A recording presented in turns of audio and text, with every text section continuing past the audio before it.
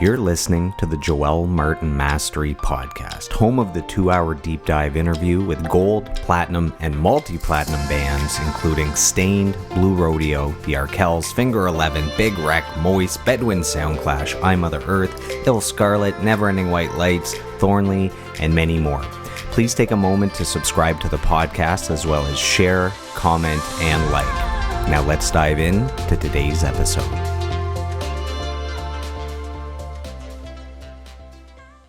Welcome, everyone, to today's episode of the podcast. Thank you for joining us. We really appreciate it. We are joined by a very special guest. He's achieved a level of mastery as the guitarist, the principal songwriter, and one of the founding members of the Canadian Southern rock band, the Cooper Brothers, whose songs have charted multiple times on the Billboard Hot 100. So welcome to the podcast, Dick Cooper. Dick, how are you, and how good did it feel to play Blues Fest last summer in front of a hometown crowd? First off, hi Joel. How you doing? Yeah, Blues Fest was cool. We didn't do the Cooper Brother thing. We more or less did that Southern rock tribute thing that we do once in a while. We hadn't played Blues Fest in about, 10 years or something. So it was cool to be back. And that the Southern rock tribute thing is just so much fun for us. It's just, I don't know, for some reason it just takes all the pressure off. We do Skinner and we do Allman Brothers and Marshall Tucker and the Outlaws and all that stuff, and it's just a lot of fun. And we had a couple of guests. We had Graham Greer from Barstool Prophets. He got up with us, and somebody Ricky Paquette, who right after that, he got into the Sheepdogs, man. It was so funny. It was like 2 weeks later. So it was kind of cool. That was good news. We were all happy for him. So I recently moved from Toronto back to my hometown of Ottawa about 2 years ago, just during the pandemic, to be closer to family. And at that Blues Fest, I was there every single day, and I was able to make it out. You guys were in a nice big tent. You had a great crowd there for you. And you mentioned that the last time you played Blues Fest was about 10 years before that. Was that the massive James Taylor show where there was like 25,000 people? What was that like? Well, more than that. We were on the big stage and you couldn't see the lawn. It was just like there was like 30,000 people. Yeah. And I mean, I've always been a huge James Taylor fan, and sometimes you can play with these guys and they turn out to be not so nice. I mean, he was just a sweetheart. He was, my brother's into vintage cars, so he pulls up backstage and James Taylor comes out of his trailer. He goes, "Whose car is this, man?" I go, "Oh, it's my brother's." He goes, "Oh, you guys are the opening act. Oh, great." And he was like our pal for the rest of the day. He hung out for our sound check, and yeah, just a lovely, lovely guy, That's amazing. I caught James Taylor in Toronto, so I'm a big James Taylor fan, and he was awesome. His songs are great performer. And one thing that really stood out, he has a sense of humor, obviously. And at one point, the crowd, someone just kept yelling after every song. They wanted a specific song for him to play.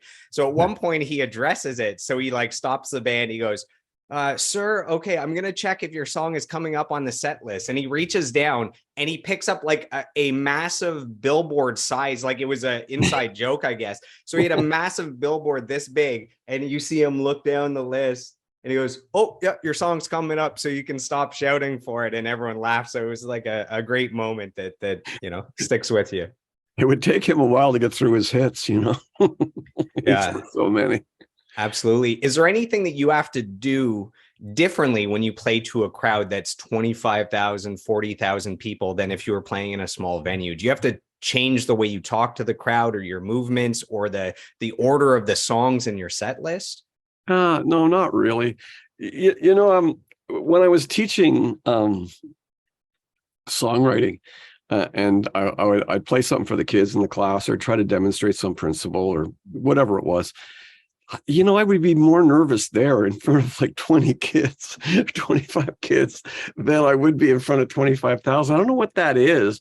And I would have people in my class, like Kelly Lee Evans come into my class, or J.W. Jones would come in my class, and they'd say the same thing. They go, "Isn't it odd how you would get more nervous?" Because I think it's because they're right there. They're like 2 feet away from you, as opposed to we did one gig in front of like 60,000 people, and it was kind of surreal. It was like you were looking at this painting, you know. Like he didn't register as people, you know. So yeah, we never changed the set or anything like that, you know. That's exactly what I was going to ask, is if the crowd is so big that it seems like just one entity instead of that many people, and you're That's like, oh, I could play to one entity, no That's problem. exactly it. It's almost like you're not even nervous. You mentioned two Ottawa legends, so Kelly Lee Evans, a jazz legend, J.W. Jones, a blues legend in Ottawa. I actually have a little history with both of them. So way back in the day, I was so young.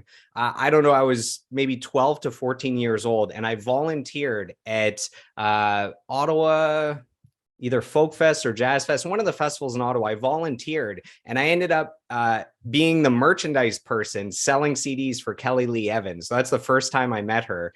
And then for Christmas this year, I brought my parents to an Ottawa Senators game, and Kelly Lee Evans did the Canadian anthem. So I messaged her. It had been, couple decades since I had seen her. So we reconnected. And then J.W. Jones, my dad is a massive fan, and he's actually going to come on the podcast in a few months when the new album comes out.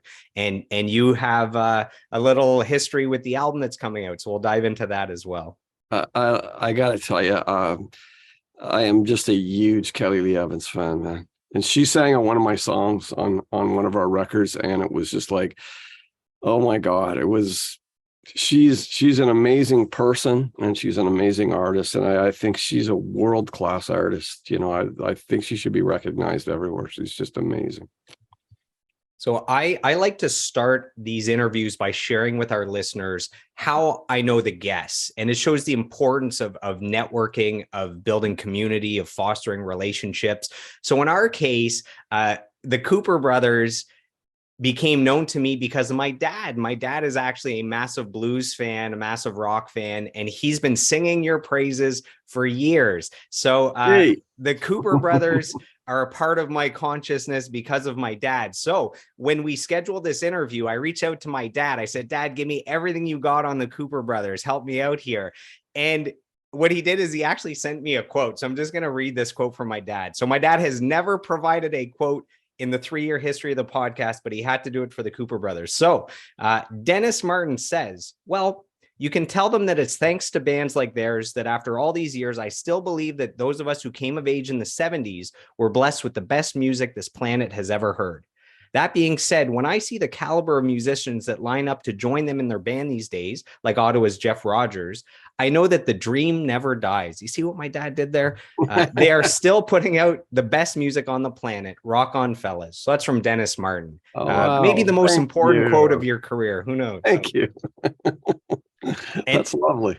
And then to not have my dad outdo me right away on this interview, I reached out to Jeff Rogers, and I have some kind words from him. So member of the Cooper brothers, as well as the Commotions, who are amazing. I saw them in somewhere Perth. I saw them in Perth last summer. So Jeff Rogers says, Dick Cooper is a brilliant writer with ideas for days. I'm very lucky to have the opportunity to write and work with him regularly. And when you get him going, he's good for a hilarious, biting, sarcastic comment or two. So that's from Jeff Rogers. Yeah, just like the son I never wanted. He's been playing with my brother and I for like 10 years. And I really kind of brings out the paternal in me, because he's younger, but like massive talent. You know that we got an album coming out, that Jeff and I worked on together. It's going to be coming out later this year. He's one to watch for sure, man. He's terrific. So the final thing I'll say about how we ended up here today, and then we'll dive into your entire history, your career, your discography. Right. The last thing I'll say is, so again, I mentioned I moved back from Toronto to Ottawa a couple of years ago. I'm a goalie when it comes to hockey. So I start getting calls to play for all these hockey teams. So a couple of years ago, I show up at the arena, and when one of the players found out that my history is in the music industry, that I have a podcast and I interview these amazing musicians, that hockey player said, hey, there's someone else on the team that is really involved in the music industry. You should talk to him. So that's how I met Steve St. Jean. And he's been singing the praises of the Cooper brothers every week for 2 years. So he is a lifelong champion for you guys. And that's how we ended up here today. So shout out to Steve.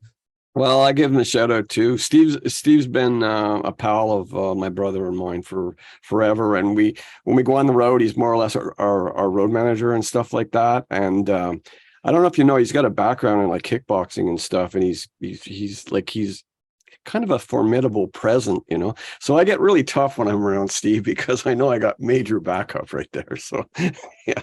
So all those times that he scores on me playing hockey, and I feel like I just want to give him one, I should refrain. Well, that would not be. I'm also 5'5", so just his physical presence alone without the kickboxing. Well, I've got you by about a half an inch, so yeah, I can feel your pain. There you go. So people look at you today and they see a successful musician, successful songwriter, teacher, into video games, movies, books. They're seeing a product that's been in development. They're not seeing, like, you were not born with all this talent. This was a dream. This was hard work. This took a lifetime of dedication. So let's go back all the way to the beginning. Where did this love of music come from? And do you have a earliest musical memory that jumps out at you? It came from my dad, for sure. My dad actually was a songwriter. He probably a little known fact. So the songwriting DNA in me has always been strong. He took a shot at doing it professionally. He moved down to New York for a while, and he pitched songs, and he got burnt pretty badly. So the irony here is there was this constant push and pull. Like, there was always music around the house, and he encouraged it with my brother and I, and then was horrified when we wanted to do it professionally. Do you know what I mean? I think it was cool that he thought it was cool if we did it like as a hobby. But then when we actually did it professionally, he was so worried because, you know, the sharks swim in those waters. So he had experienced it firsthand. So he was very trepidatious about all that, you know. Yeah, the music industry is not the most loving and kind of industries. Do you think your dad lived vicariously through you as you went on to have success? Yeah, yeah, he did. I mean, he was certainly proud of us, but I'll tell you a funny story. So one time this was just after the Cooper brothers had hit with our first album, and we had this gig coming up on March 17th. It was a local gig, and they asked us if we would play a couple of Irish songs. So my brother and I and a couple of the guys in the band go over to my dad's, and my dad shows us how to play. So I play the banjo, and my brother's playing, one of the guys playing mandolin. We sing these Irish songs, and then when we did the gig, I think we did one Irish song just for the people. So anyway, somebody dropped by my dad's place and said, "Oh my God, your dad's so proud of you. He was playing me something." And I said, "Oh, was he playing you the new album?" And they said, "No, he's playing these Irish songs that you guys were singing." So he was, in some ways, you know what I mean? There was like, he was as proud of us as being the guys in the kitchen as he was of us. I don't think he understood the rest of it, you know. I don't think it took him a while to understand that, oh, they're going on tour. Oh, okay, people like them in the United States. Oh, like at the first he didn't really grasp it, you know. And then he was very, very supportive after that. So was my mom, you know. So you mentioned playing banjo. As a guitarist, is it fairly simple as a guitarist, if you know how to play guitar? Is it fairly simple to pick up a banjo and you should be decent, or is it like completely different and no, that's not a given? No, I've fiddled with a lot of stringed instruments, and I find them all very difficult to play, including the guitar. Thank you. So you started as a music lover. Your dad is a musician. You probably had music playing around the house. How did you gravitate towards actually playing the guitar instead of just taking in music? A lot of it's my brother. See, I was pretty academic as a kid, and you know, like I always thought, I kind of thought like what my dad was telling us, that music would be a hobby. It was never like that with my brother. My brother was like, he wanted to be a rock star, you know. So it was always my brother bugging me to to be in a band and to do stuff together. So I mean, I wound up kind of rejecting it and going into university, and I mean, I got a degree, and I was in a master's program, and the whole time my brother's telling me to quit and start a band with him. So I eventually got thrown into the master's program because I kept missing classes because I was playing in all these bands with my brother, right? So, like I say, there was like, it wasn't until I actually got kind of thrown out of university, and then I went on the road with my brother, that I actually started playing professionally, because I always thought I was going to be, I don't know, I didn't know what I was going to be. I really wanted to be a writer, or I knew I wanted to be in some creative element, but I didn't think it was going to be music. I wonder if you'd consider your brother a good influence or a bad influence for that. Yeah, well, it depends on the day, you know. Yeah, I hear you. Which guitarists were your biggest influences growing up when you were playing guitar? You see, I'm not really a guitar guy, you know. I mean, I'm more a songwriter. I always have been a songwriter. So, Which songwriters then would you say? yeah, so like the guitar, and my thinking, Joel, was that I could always hire a guitar player, but I couldn't hire a songwriter, you know. And That's so very true. even in our early bands, when we were in our teens, when I was like in college and in university, and we would play weekend bands, even at like 16, 17, I was trying to write songs. You know, they're pretty crappy, but I was conscious of the fact that I thought that would set us apart if we had our own material. So that was one of the first things we did when we started the Cooper Brothers. Was right away. It was to work on that part of it, you know. But I mean, the songwriters I dug. I mean, obviously, with my vintage, you're talking about the British Invasion, and you know, then eventually I got into people like Jackson Browne and people like that. Certainly, big influence was Poco and groups like that. So over time, there's different people that influence you, you know. But in the early days, my whole generation, it was British Invasion, it was the Beatles for sure, you know. And as a kid, was there anything you wanted to be when you grew up before you figured out you wanted to be a musician? Any childhood dreams? Yeah, I mean, I thought I really leaned towards literature, you know. I mean, I was a big reader as a kid. Well, go over there and you'll see books, and there's books, and so nothing has changed. So my heroes in life are as much literary as musical, you know. And so I kind of come at maybe come at the music business from a little bit of a different angle, you know, than some folks. So because I'm a big book nerd, our listeners, we have some voracious readers as listeners. Do you have any all-time favorite books? Can you name 1, 2, or 3? Anything that comes to mind that just all-time favorite books? Wow. I mean, or favorite writers? Well, yeah, I mean, I am a big fan of David Foster Wallace, but I go back to all I'm a big fan of Hemingway and Fitzgerald, that whole era. But I mean, I read everything. And you know, I teach it, so I really preach even to the hardcore. I don't care whether they're rappers or whatever. I really preach that whole thing of a songwriter has ideas. I think that's if that's what the public wants. They want original ideas, and what better place to get that, either consciously or unconsciously, than books, you know. So yeah, you put me on the spot with my favorite all-time novel. I mean, I that would be a tough one. It might be Heart of Darkness by Conrad, but that era of you know, American literature especially kind of speaks to me. That's kind of the golden era for writers. Yeah, it is.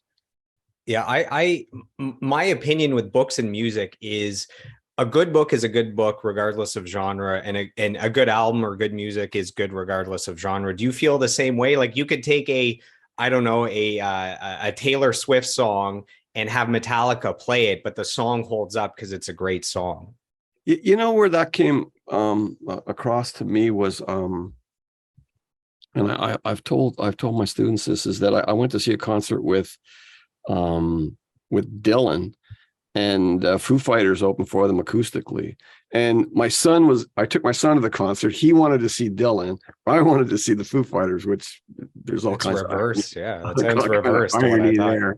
Yeah, because I've seen Dylan before, and the Foo Fighters, acoustically, those songs hold up, man. Those are good songs, So I mean, you add the drums and you add all of that crap, the wattage and the amplifiers and the sound system and all that, and that's quite the show for the Foo Fighters. But at the root of that, these are good songs that you could play on an acoustic guitar and you would say, oh, that's a cool tune. You know what I mean? So I think that's and I encourage that when I'm teaching to the kids, is it's got to hold up with you singing it with a guitar. Like, I know production will add a lot, but if you're putting lipstick on a pig, it's not going to be great. You want to start with something good and then go from there. Yeah, the Foo Fighters are so good acoustic that at one point they put out an acoustic album called Skin and Bones, which really showcased how talented they were and how good the underlying songs were that could hold up without, the ear candy and all that extra production stuff. That was funny that night because Dylan was particularly bad. I mean, you can see Dylan some nights and he's pretty bad.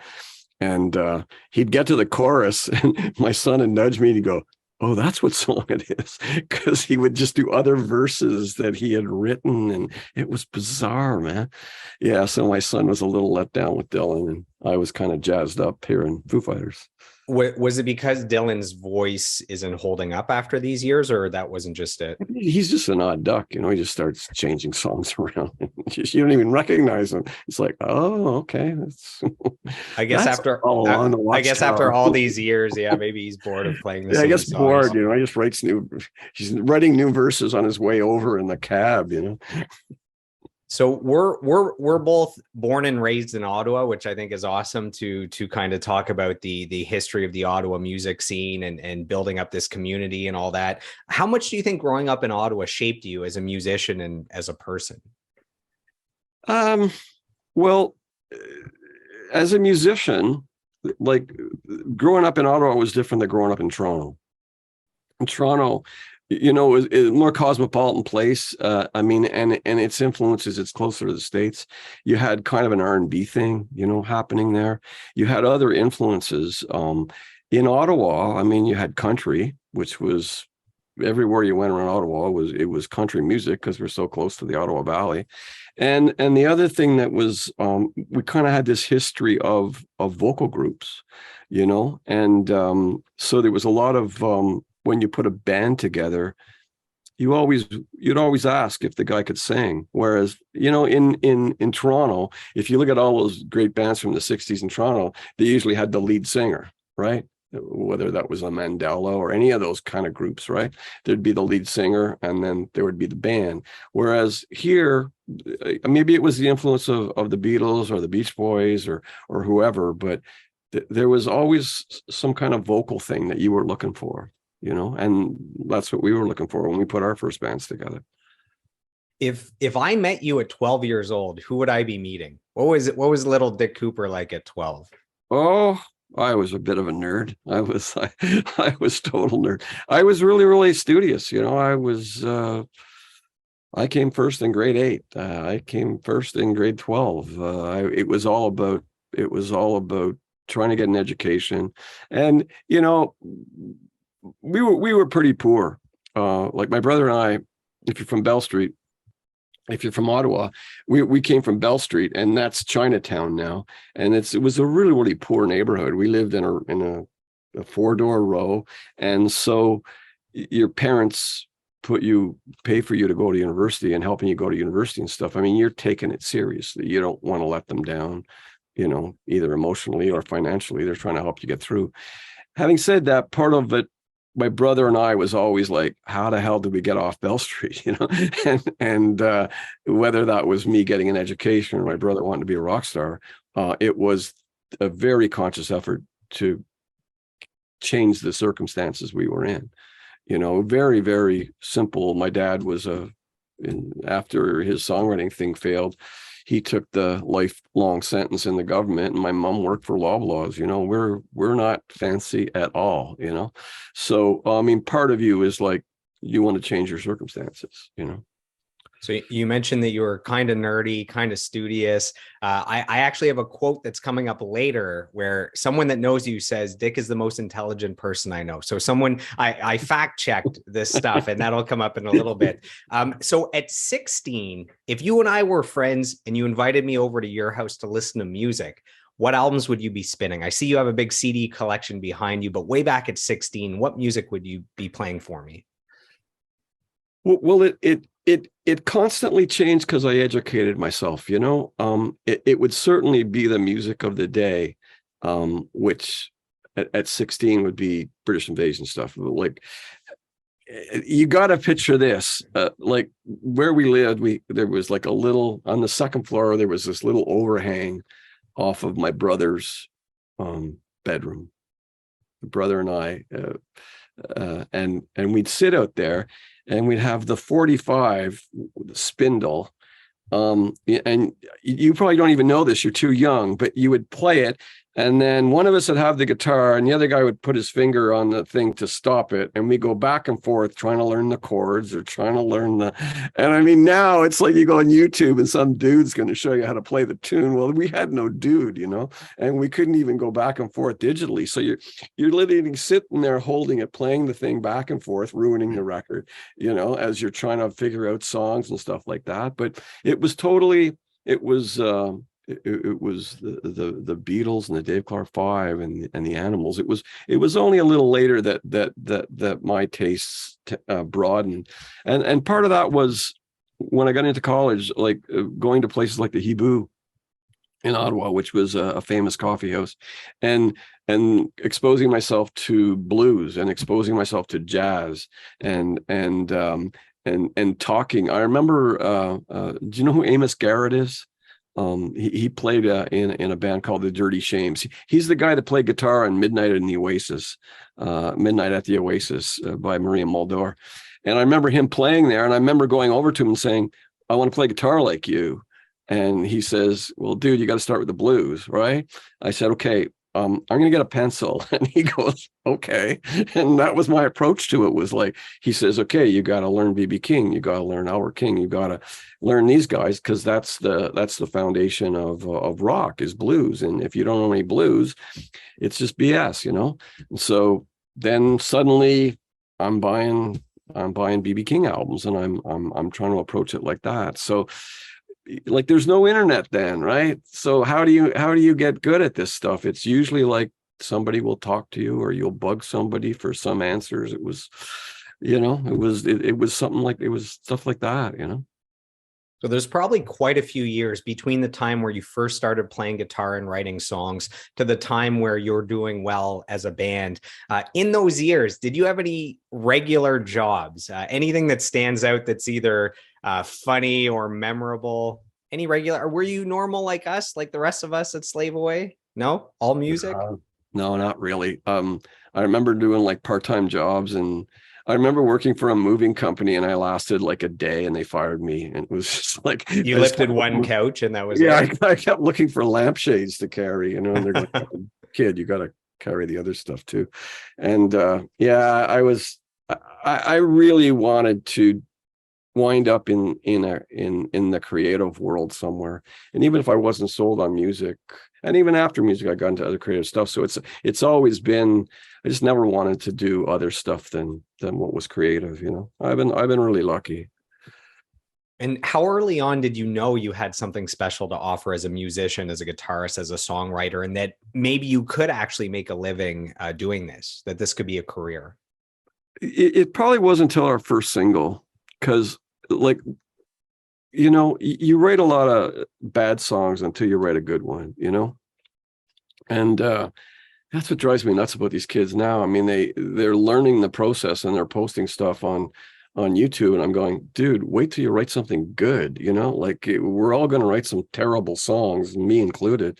And so I wrote lots and lots of songs, and then we finally, thanks to Les Emerson, we got a singles deal, and our first record came out in '74, I think it was, and it was a decent song. It was a good song, and I thought, I mean, Les had just come off of Signs, and #1 song in the United States, and we were pals, and he wound up saying, come on down to LA and we'll record here. So you're thinking, okay, if Les thinks we're good, if the record, you know what I mean?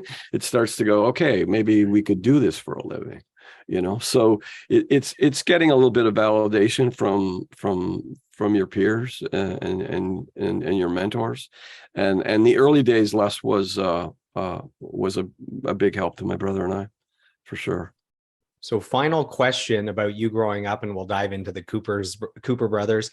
So musicians are often told to get a good education, get a good job, play it safe. Having a career in the music industry, that's a pipe dream. Nobody makes it. Did you ever have to deal with that kind of resistance from family and friends? And if so, how did you overcome that? Well, like I said about my dad, I mean, I was the first one in our family to get a degree, so I graduate university with a degree in literature. I'm accepted in to get my master's, and then my dad's thinking and my mom's thinking, hey, we're going to have a lawyer, we're going to have a doctor, we're going to have something here. And then I get thrown out and go on the road with my brother for the next 15 years. So yeah, there was a little bit of disappointment there, but I don't think I've ever stopped my education. I even though if we were on the road, I'd bring books. I would go to a bookstore. It's never really stopped for me, and and it still hasn't to this day. I think it's Aristotle, I think, said it was the only evil is ignorance, and the only good is knowledge. And I mean, I've kind of I kind of taken that as a bit of a mantra. I always try to improve myself no matter what. So let's dive into the formation of the Cooper brothers. At what point did you start jamming with your brother Brian? Well, it was just after I got turfed from university. That's we started in earnest to play professionally, and so there were several iterations of bands. I don't know if you know about this, but my brother and I and Terry King, which was the nucleus of the Cooper brothers, we started. We played in a band called Bolt Upright and the Erections, which was a really popular Ottawa band that did kind of a Sha Na Na thing. And so we were the backup band for them. And so we did that for a couple of years, and it was very successful. I mean, and they wanted to basically step up a notch and go and tour and everything. And that's when my brother and I and Terry, we couldn't take it anymore. I think we were turning into alcoholics, having to play that stuff every night. And so that's kind of when we started to get serious about, well, we should do something with the original material, and we should, what I mean? So that would be probably around 73, And when it was the nucleus of the original music with the Cooper brothers, did you guys from the start know it would be the Cooper brothers, or did you think of other band names first? We didn't even name ourselves the Cooper brothers, to be perfectly honest. So the song that we recorded, so we had a couple of singles out. See, back then it wasn't an albums market. It was a singles deal. So we had several singles come out, including the first one was with Les, and he called us one day, and we kept arguing over a name, my brother and I and Terry, and he goes, guys, this is going to get printed. The record's going to be manufactured, and he goes, okay, you're the Cooper brothers, bye. And he hung up on us, and that was that. We were the Cooper brothers. Named by Les Emerson. It was actually Les Emerson that thought of the name, which is pretty funny, That's awesome. So that's a 5-man electrical band, right? Les Emerson. Yeah. Legend. Oh yeah, for sure. Yeah. Yeah, that Sign single was so big. I mean, that I believe it sold over 7 million copies between the original, and I believe there was a popular cover of it as well. Yeah, Tesla. Tesla, and then Fatboy Slim. Yeah, he referenced it too. Another big cover of it. How did you end up in LA to record with Les? Well, we had sent him some demos, and we had been pals, and so he he called us, and he says, I played your demos for Polydor, and they dig it. So he got us a little singles deal where we would do, I think it was 4 singles for them. And so the first one, my brother and I go down to LA. And here's a story for you. So we go to LA, and Les says, I'll put you guys up at my house, so you don't have to pay for a hotel. And he had this cool house in North Hollywood. And what I don't realize is that his wife is like crazy cat lady, and she's got this house full of cats, and I'm totally allergic to cats. And so I'm trying to kind of avoid going in the house. I'm kind of staying in the patio and stuff. And still, the first night I'm there, I get this huge asthma attack, and like really bad. And so they take me to the hospital. And so this is really good. You go into LA to record, and the first night you're in the hospital. And it's so hard to sing when you're all stuffed up too. Yeah. So we go to the hospital, and my brother and Les were already drinking, and they're finding the whole thing funny. And so I there's the whole thing of the different healthcare systems where I've got to show credit card. I don't have a credit card because I'm a musician, and I'm paying. It's just comical. And then I go see the doctor, and so the doctor comes in, and he's like, this guy looks like he just came off the beach, right? He's got like blonde hair, and he's like the dude. And he's saying, so what's up, dude? What's happening? And so I tell him, and he goes, hey, so you're a musician? Oh, that's cool. And so he thinks I'm past the pill stage. So he gives me a shot of adrenaline. So that's like Pulp Fiction now. He gives me a shot of adrenaline and says, how long are you going to be in town? I said, like 5 days. He goes, I better double up on that. And so he gives me another shot. He gives me a shot of adrenaline in each arm. And so this is how I record our first single, like just whacked out of my mind. And Les used to like to tell the story, and he said that on the way back to the house, I was running in front of the car on the freeway. It was like I was so wired. And so I slept in his yard. I slept by the pool the whole time I was there because I couldn't go in the house because of the cats. Anyways, that was our first big single. Did you know before that you were allergic to cats, or it was only once you met Crazy Cat Woman with 15 cats that I knew. Apparent? I knew. If he would have told me that, I would have got a hotel room. But no, I did not. I'd had trouble with asthma for a while. And it was the demos with Les Emerson that got you guys signed in 1978 to Capricorn Records. Is that correct? No. All right. Give us the truth. We don't want any fake news here. No. So, oh God. So we had several singles out, and I felt that it was all kind of like lateral movement. It was like they were okay, but they weren't great. And I felt that we kind of had to sit down and try to figure it out. And an opportunity kind of presented itself because this bar in Aylmer, Quebec, on the Quebec side, was looking for somebody to play for 3 months. Like a residency? Yeah, January, February, March, into April, actually, almost 4 months. And I said, look, we should just take this gig.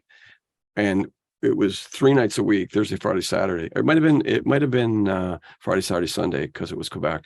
And I said, we'll take the gig, and we'll just rehearse 7 days a week, and we'll get all the original material. I'll work on all the original material, and we'll get an original set together. And at the end of the 4 months, we'll get industry people here to hear us, and it actually worked. I mean, after the 4 months, you could not believe how tight we were. I mean, I've never been in a band since that was that tight as that band at that time, because we literally just practiced 7 days a week and the harmonies were ridiculous.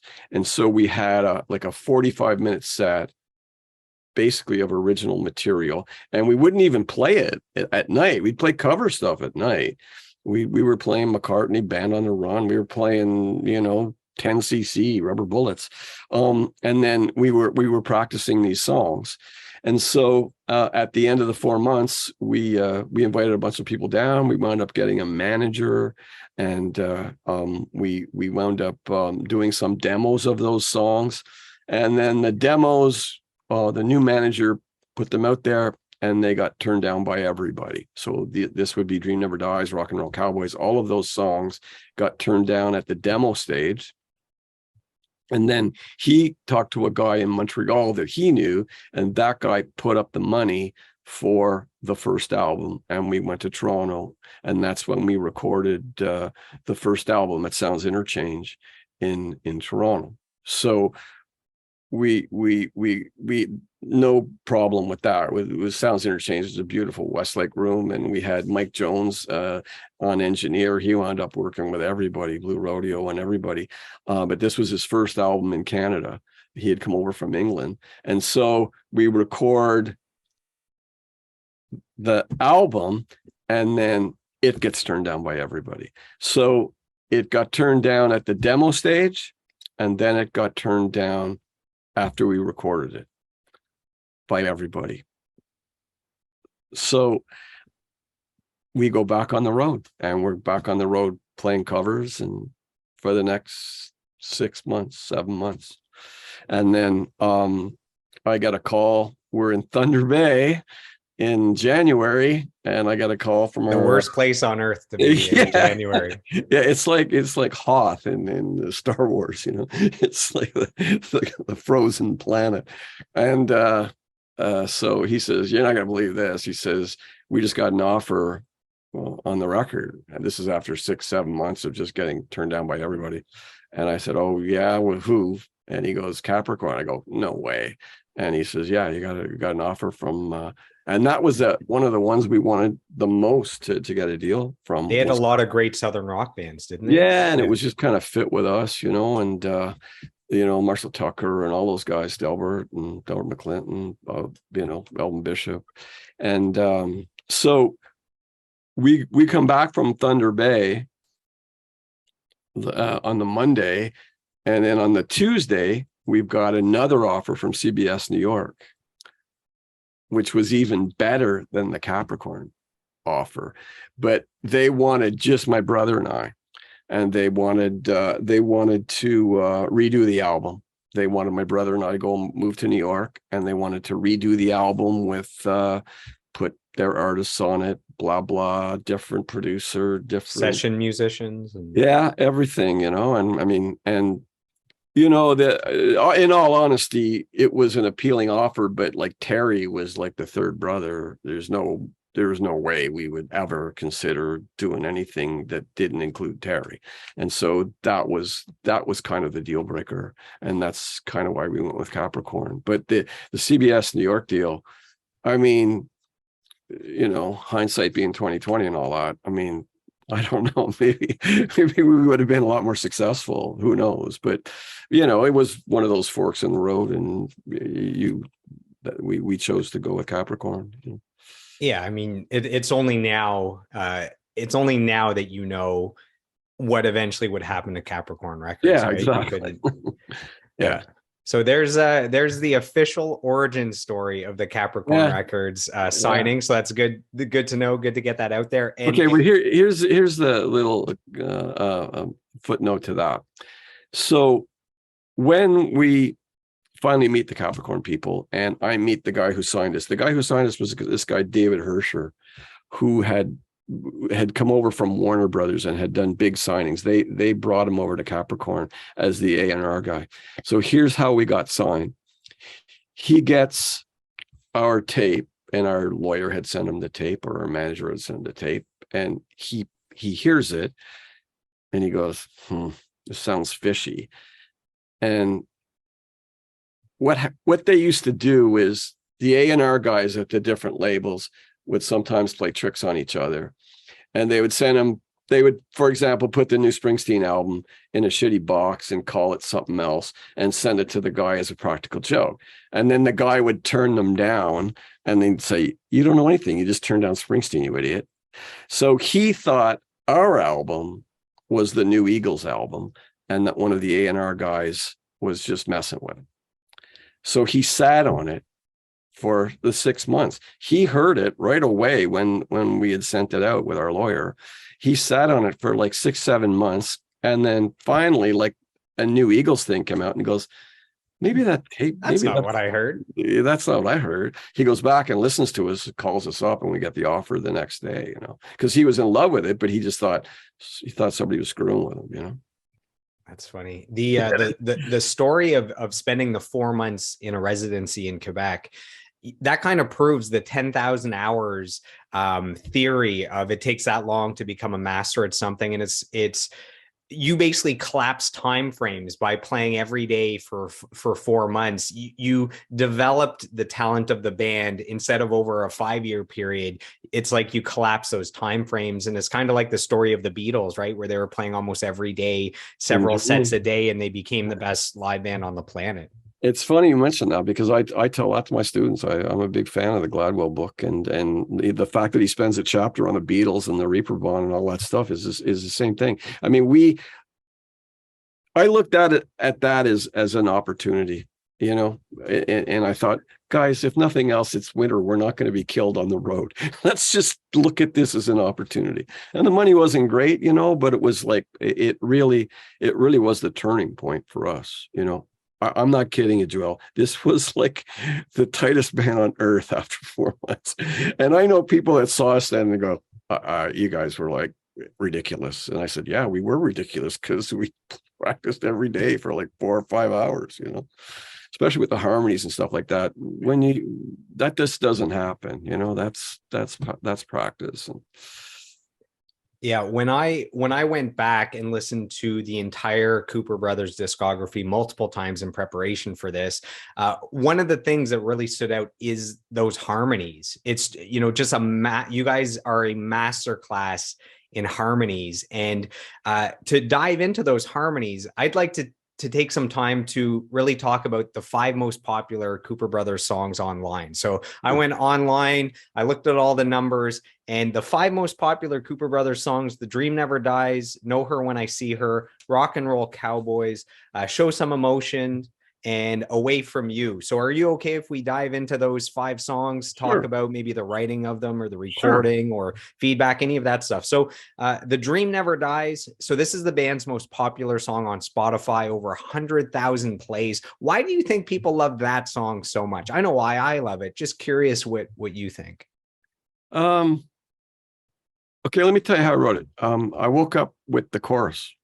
Basically, it was a gift from the gods, as they say. It was like McCartney waking up with yesterday. I woke up and I just wrote that down. Dream never dies, just a dreamer. And I sat there with my guitar that morning and I had the chorus. And it took me 2 years to write the verses. And the reason is because I thought, if the chorus is that simple, I want to do something in the verses. I want to have a little, I want them to be a little bit, not lyrically, but musically. And that chord sequence in the verses of Dream Never Dies is very cool. And so many people can't figure out those chords because they're kind of bizarre. And it took me like 2 years to just sit there one day and just go, okay, here we go. So it's a simple song, but it's not so simple when you think about it in hindsight. And why people dig it, I think it's just universal stuff. I think it's just it hits on a lot of subjects there that are close to people's hearts. And I don't really know, to be honest with you. I mean, I've had people say the song got them through a nervous breakdown, or they've said, everybody has. And I don't ask them why they like the song. If they like the song, I think it's personal, but it's obviously touched a lot of people, I think maybe one of the reasons why people love that song so much is it hits on so many different fronts where it's not just a great song, but it's also catchy and it's inspiring and it has amazing harmonies. Like it has all these different things that are going for it. Do you think that has to do with it? Yeah. I remember meeting Dan Aykroyd, Blues and Brothers. I was with a buddy of mine who knew Aykroyd, and Aykroyd goes, "Hey, this guy wrote Dream Never Dies," and Aykroyd goes, "Man, you wrote an anthem there, pal." And it was cool that Aykroyd knew the song, but he called it an anthem. I think in some ways it is kind of anthemic. You know what I mean? It's a very simple song that you can learn pretty quick. I mean, when we play, everybody sings along. You know, you don't have to. It's not Kate Bush. You don't have to learn those lyrics. It's like it's simple. You know, and so it's pretty easy for people to learn and to sing. You know. When you guys play live, is that the song that gets the biggest pop, the biggest reaction? Yeah, usually people know that song, even if they don't know the band, they know that song, you know, because they've heard it on the radio, or, you know, and they heard it in a bar, some other band playing it or something, you know. So, yeah, it's definitely our most popular song. So we have a fan question that's sent in here. This is from Alicia C. And Alicia asks, what is the inspiration for The Dream Never Dies? It's one of my top 5 favorites. Ask him about Barbados for World Cup golf. So that's from Alicia. I stayed at There's a story here that I don't know about. A buddy of mine was in the World Cup of golf, and we went down there, and she was a friend of a friend, and we wound up staying at her house. She was just lovely, lovely. She worked for the Canadian consulate at the time, and she put us up. We had a lot of fun that week. So the inspiration behind I don't know if there really was inspiration though, Jabal. It kind of just came to me, you know. And those kind of unconscious gifts of the gods, you know, you don't question that stuff. You accept it, you know. So let's dive into Know Her When I See Her. Man, this is such a smooth song. I talked about the band, like over the discography. It's like a masterclass in harmonies. This is a great example of that. How early on did you guys know that harmonies would be a big part of your signature sound? And do harmonies come easy to the band, or is it something you guys really have to work on to perfect? No, it came early. It came early before we even put the band together. We knew that was going to be part of it. Like once we decided we were going to do it, once we did the residency at the Gatineau, and we were putting the band together, we kind of had this plan, and one of it was a bit country. Terry King, who was the third brother, we said we need a pedal steel player. You're going to have to learn it, and he went and learned it. And we would do gigs without him. He'd go to Nashville taking classes and stuff. But Terry was a killer vocalist as well, and so the harmonies, I don't take any bows for that at all. The harmonies all came from my brother and Terry. They totally did all the vocal arrangements, and I said, I don't want any part of it. You guys, that's your thing. You know, I'm going to worry about other stuff, the arrangements and the songs and everything like that. And that was kind of the division of labor that we kind of mapped out, you know. And those guys were huge fans of Poco and Flying Burrito Brothers and groups like that. So it was like they're leaning more that way than Beach Boys and stuff like that. You know what I mean? But so you're talking about Know Her When I See Her. So Dream Never Dies, Rock and Roll Cowboys, all that stuff came from the first album. The second album we recorded in Miami, okay, in 79, 80. And after the success of the first album,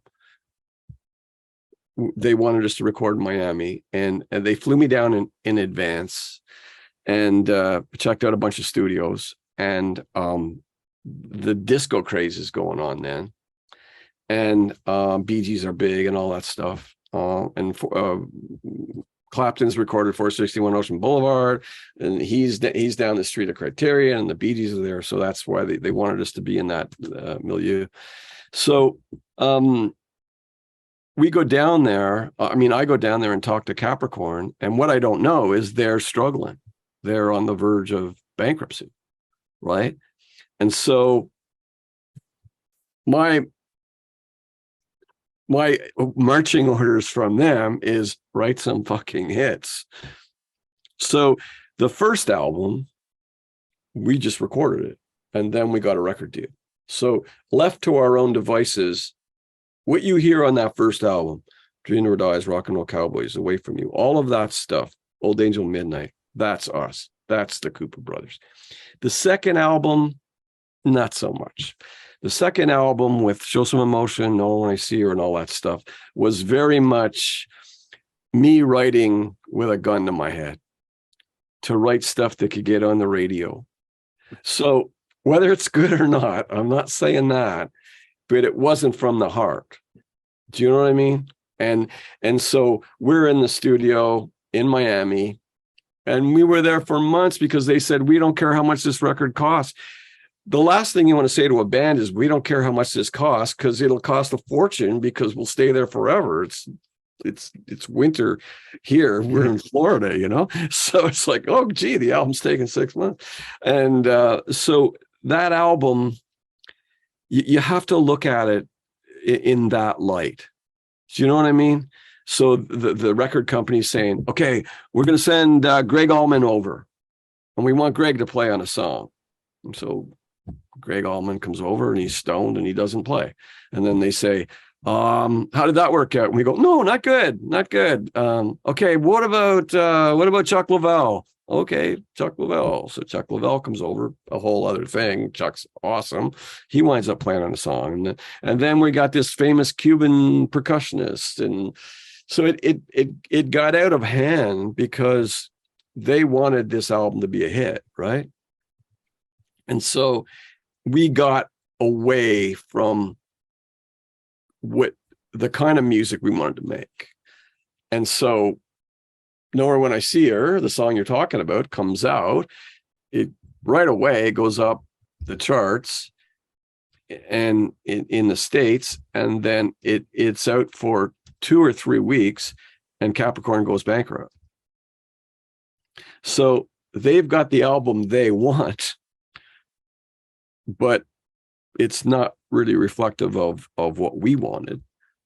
Do you know what I mean? So it's, and I think no matter what band you talk to, there's especially if you're dealing with big record labels, it's tough because you're being told very much what to do, you know, and a lot of these creative decisions are taken out of your hands.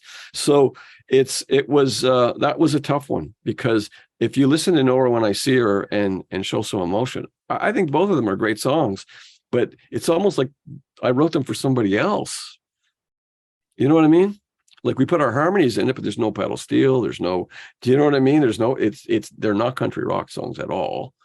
And then if you look at the stuff we've done since then, without Capricorn, it's all back to country rock stuff, and very much from our heart, you know? So I just thought I would interject that. And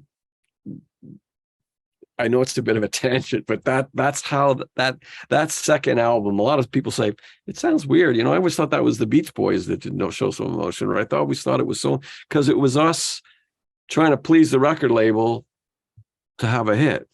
You know what I mean? Yeah. That's, I would say that's definitely not an ideal way of writing a record, is, you know, essentially at gunpoint to write hits. It's hard to write a hit, period, especially if there's that kind of pressure, you know? Yeah. But the song Know Her When I See Her, there was a story behind that, because we were recording in a place where it was, besides being an audio facility, there was a video facility, and there was a big commercial being shot in another part of the building, and it was a national American ad for I think it was a car company or something. And there was these girls all auditioning, and they were all ridiculous looking, you know, for a national ad. And as I went to the bathroom in this kind of common area, there was this girl crying, and I said, "Are you all right?" And she said, "No." And I said, "Oh, okay, I'm in there. Do you want to just come in?" And so she came in, and she was crying because she felt that she was in no way as good looking as any of these other girls that were auditioning. Meanwhile, she's absolutely gorgeous. But it was one of those things where I thought it's how you feel, it's how you see yourself, you know. And even if you're 10 on 10, if that's not how you see yourself, then that's not how you present yourself to the world. And I just thought it was kind of it really kind of hit me that day, because I thought, wow, this girl is it's not what she sees in the mirror when she you know, what other people see. And she had no confidence, and it was just so bizarre. And so that's kind of like, that was the show some emotion moment for me. And then Nora When I See Her kind of came out of a similar territory, you know, of they were both written around the same time. But again, I'm trying to write hits, you know. So it's better when you don't try to write hits. It's better when you try to write something from the heart, and a whole bunch of people see that and they connect with that. That's when you're pleasing yourself and your audience, you know. The saxophone is such a big part of that song, the sound of that song. Is there anything you can share about the sax player, or how you guys decided to include saxophone? So now I'm thinking it's like everything's maybe the label that keeps saying to add something or have this. So which song? Know Her When I See Her, or Know Her When I See Her? Yeah, those songs blend in together for me because they were at the same time. I wrote them at the same time, and they both have saxophone in them, right? Okay. Know Her When I See Her. Yeah, again, it's basically us trying to get on the radio, you know, because we didn't have a sax player in the band. You know, that sax player was from the Bee Gees. You know, the Bee Gees were recording down the street, so we used their sax player, you know. And so it's, I don't know what to tell you. And I don't dislike the song. It's a great song. Yeah, it's a cool song. Again, you know, was it a Cooper Brothers song? I don't know. We play it and the people dig it. And we kind of rock it up a bit on stage.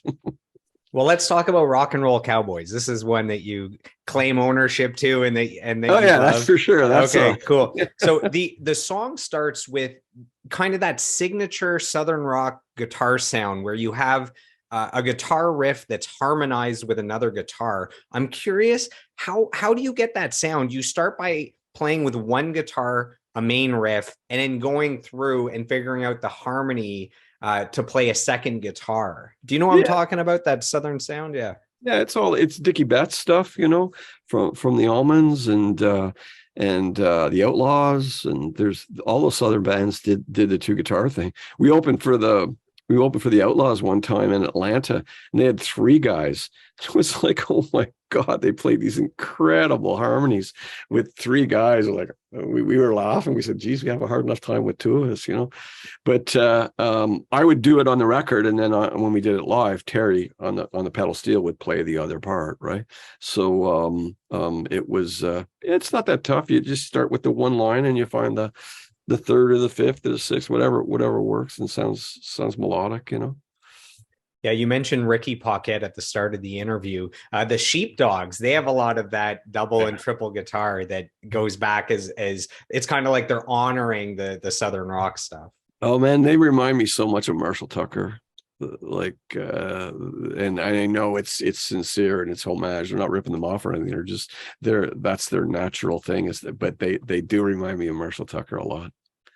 I was out at their show at the NAC a few months ago to support Ricky, and man, they're a great live band. Not only the guitar playing, but again the vocals and the harmonies. So we keep talking about the amazing harmonies, and they keep that part alive as well. The harmonized voices. Well, a lot of the Southern rock acts. I mean, Marshall Tucker had great harmonies.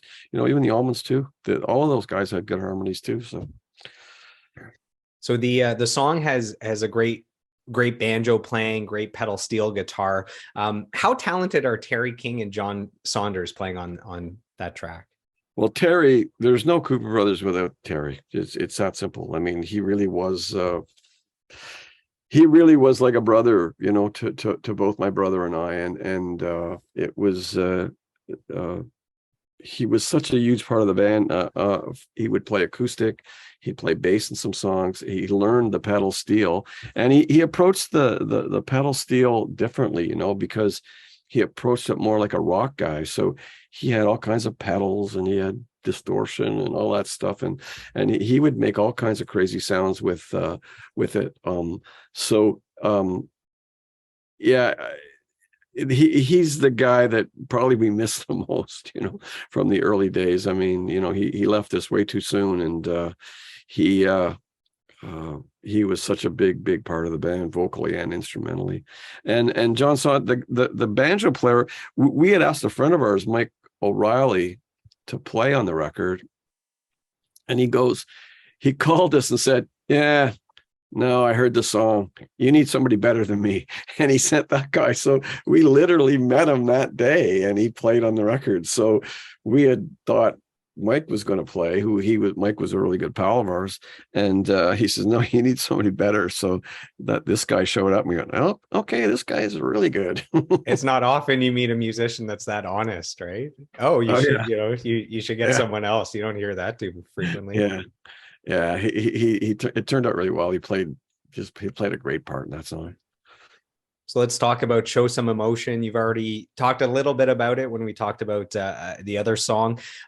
What's funny is you've mentioned the Beach Boys 2 or 3 times now, and I actually had in my notes. So when I listened to that song, I wrote down, has an ethereal sound with the reverb on the vocals, with the sound of the keys, the style of backup vocals, with the strings. It's got kind of an old school Beach Boys vibe. Are you a fan of the Beach Boys? And if so, would you consider them an influence? So I actually had written down Beach Boys when I heard that song.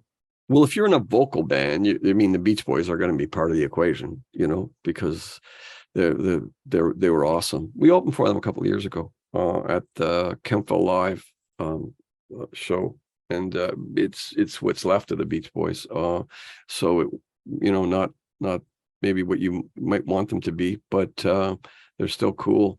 But yeah, that I had so many people thought that song was the Beach Boys, but it wasn't a conscious thing on our part. It was just, like I say, that was more, if anything, to get on the radio at that particular moment in time, you wanted to sound like the Bee Gees more than anybody. And so that song with the record company kind of like pointing the gun at my head was more like a Bee Gees song. And in reference to the song title and the lyrics, have you ever been with a woman that just never showed emotion and you didn't know where you stood in the relationship? No, it was more like I just thought it was kind of a cool line, but it was more this idea of the face you show to the world versus what what's really there. And I think I was just trying to be clever there lyrically, with that title, honestly.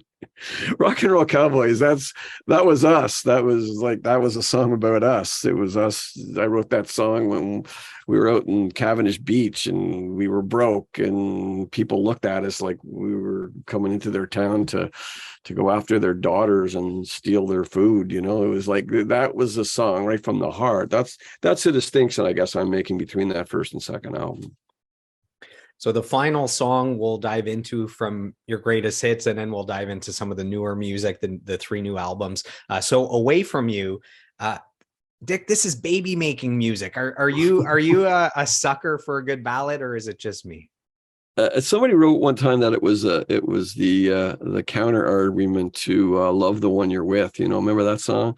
That was big at the time, right around the same time. And somebody said this is like the counter argument to that. It was just being on the road and being homesick. It's basically a song about somebody who's away from their loved one and is trying to cope with it. And Away From You, the stars don't seem to shine as bright. It's just pretty romantic, Yeah, it is baby making, as you say. I guess. There's such a good groove on this song. And one thing that really stood out to me was the drums. So I wrote down the drums are great on this song, whether it's the laid back style that's really in the pocket, the drum fill going into the chorus, or the other little intricate things that he's doing. So do you remember the recording of the drums Yeah. for this song? Can you share anything about the Yeah, player or the recording? yeah, it was Glenn Bell, the original drummer for the Cooper Brothers, that played on that. He's no longer with us too. He died a couple of years, 3 years ago. But yeah, that was right in his wheelhouse. That song, that was definitely right in his wheelhouse to play. The when we did our 40th at Centerpoint, do you know who Peter Fredette is? He plays bass with Kim Mitchell, and he was going to get up with us, and we were trying to decide in advance. We had several guests. Kelly Lee sang "Show Some Emotion," which was Did she show cool. some emotion while she performed that? Yeah, I almost showed too much emotion when we were singing, crying during your own concert. Yeah, exactly. But Peter Fredette insisted on singing "Away From You" because he loved that song so much, and so he sang it, which was kind of cool, hearing somebody different.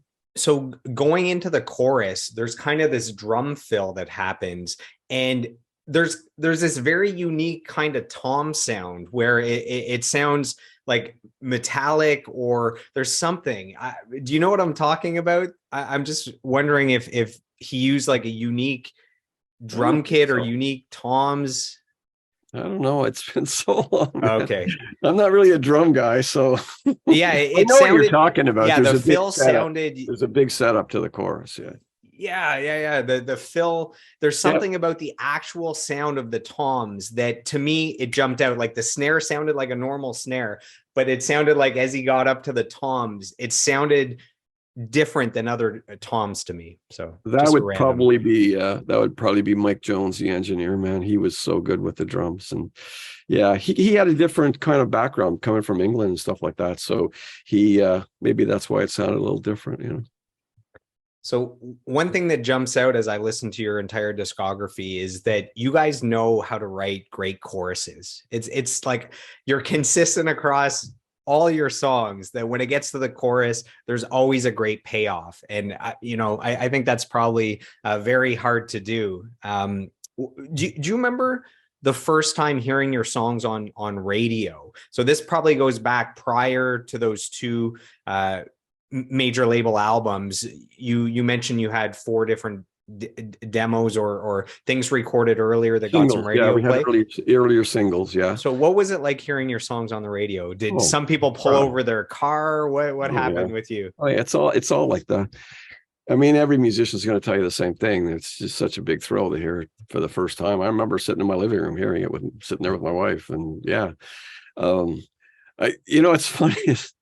And it never gets old. It's to this day I hear it on the radio, and it's cool. I remember once I woke up the guys. I was driving, and I was going back and forth between 2 stations out west, in the middle of God only knows where, and it was on both stations. And I woke the guys up. I go, "Hey, we're on both stations. Listen to this."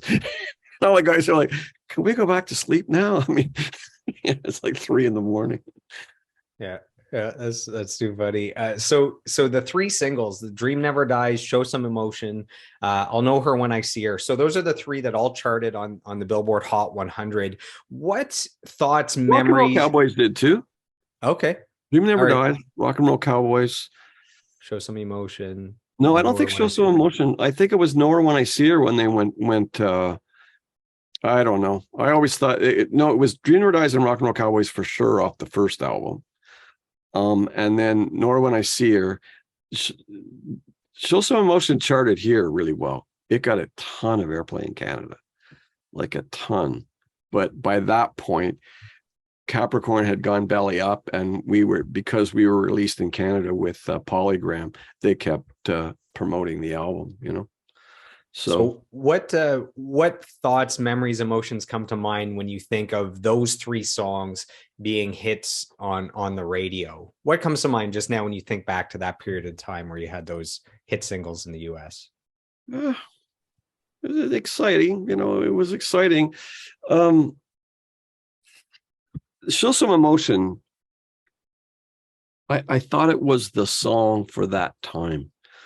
And I remember I told this to my son. So both my kids missed all this. So I had my kids later. And I remember being in the studio in Miami and hearing the playback of Show Some Emotion. And so I remember sitting there by myself and it was just blaring.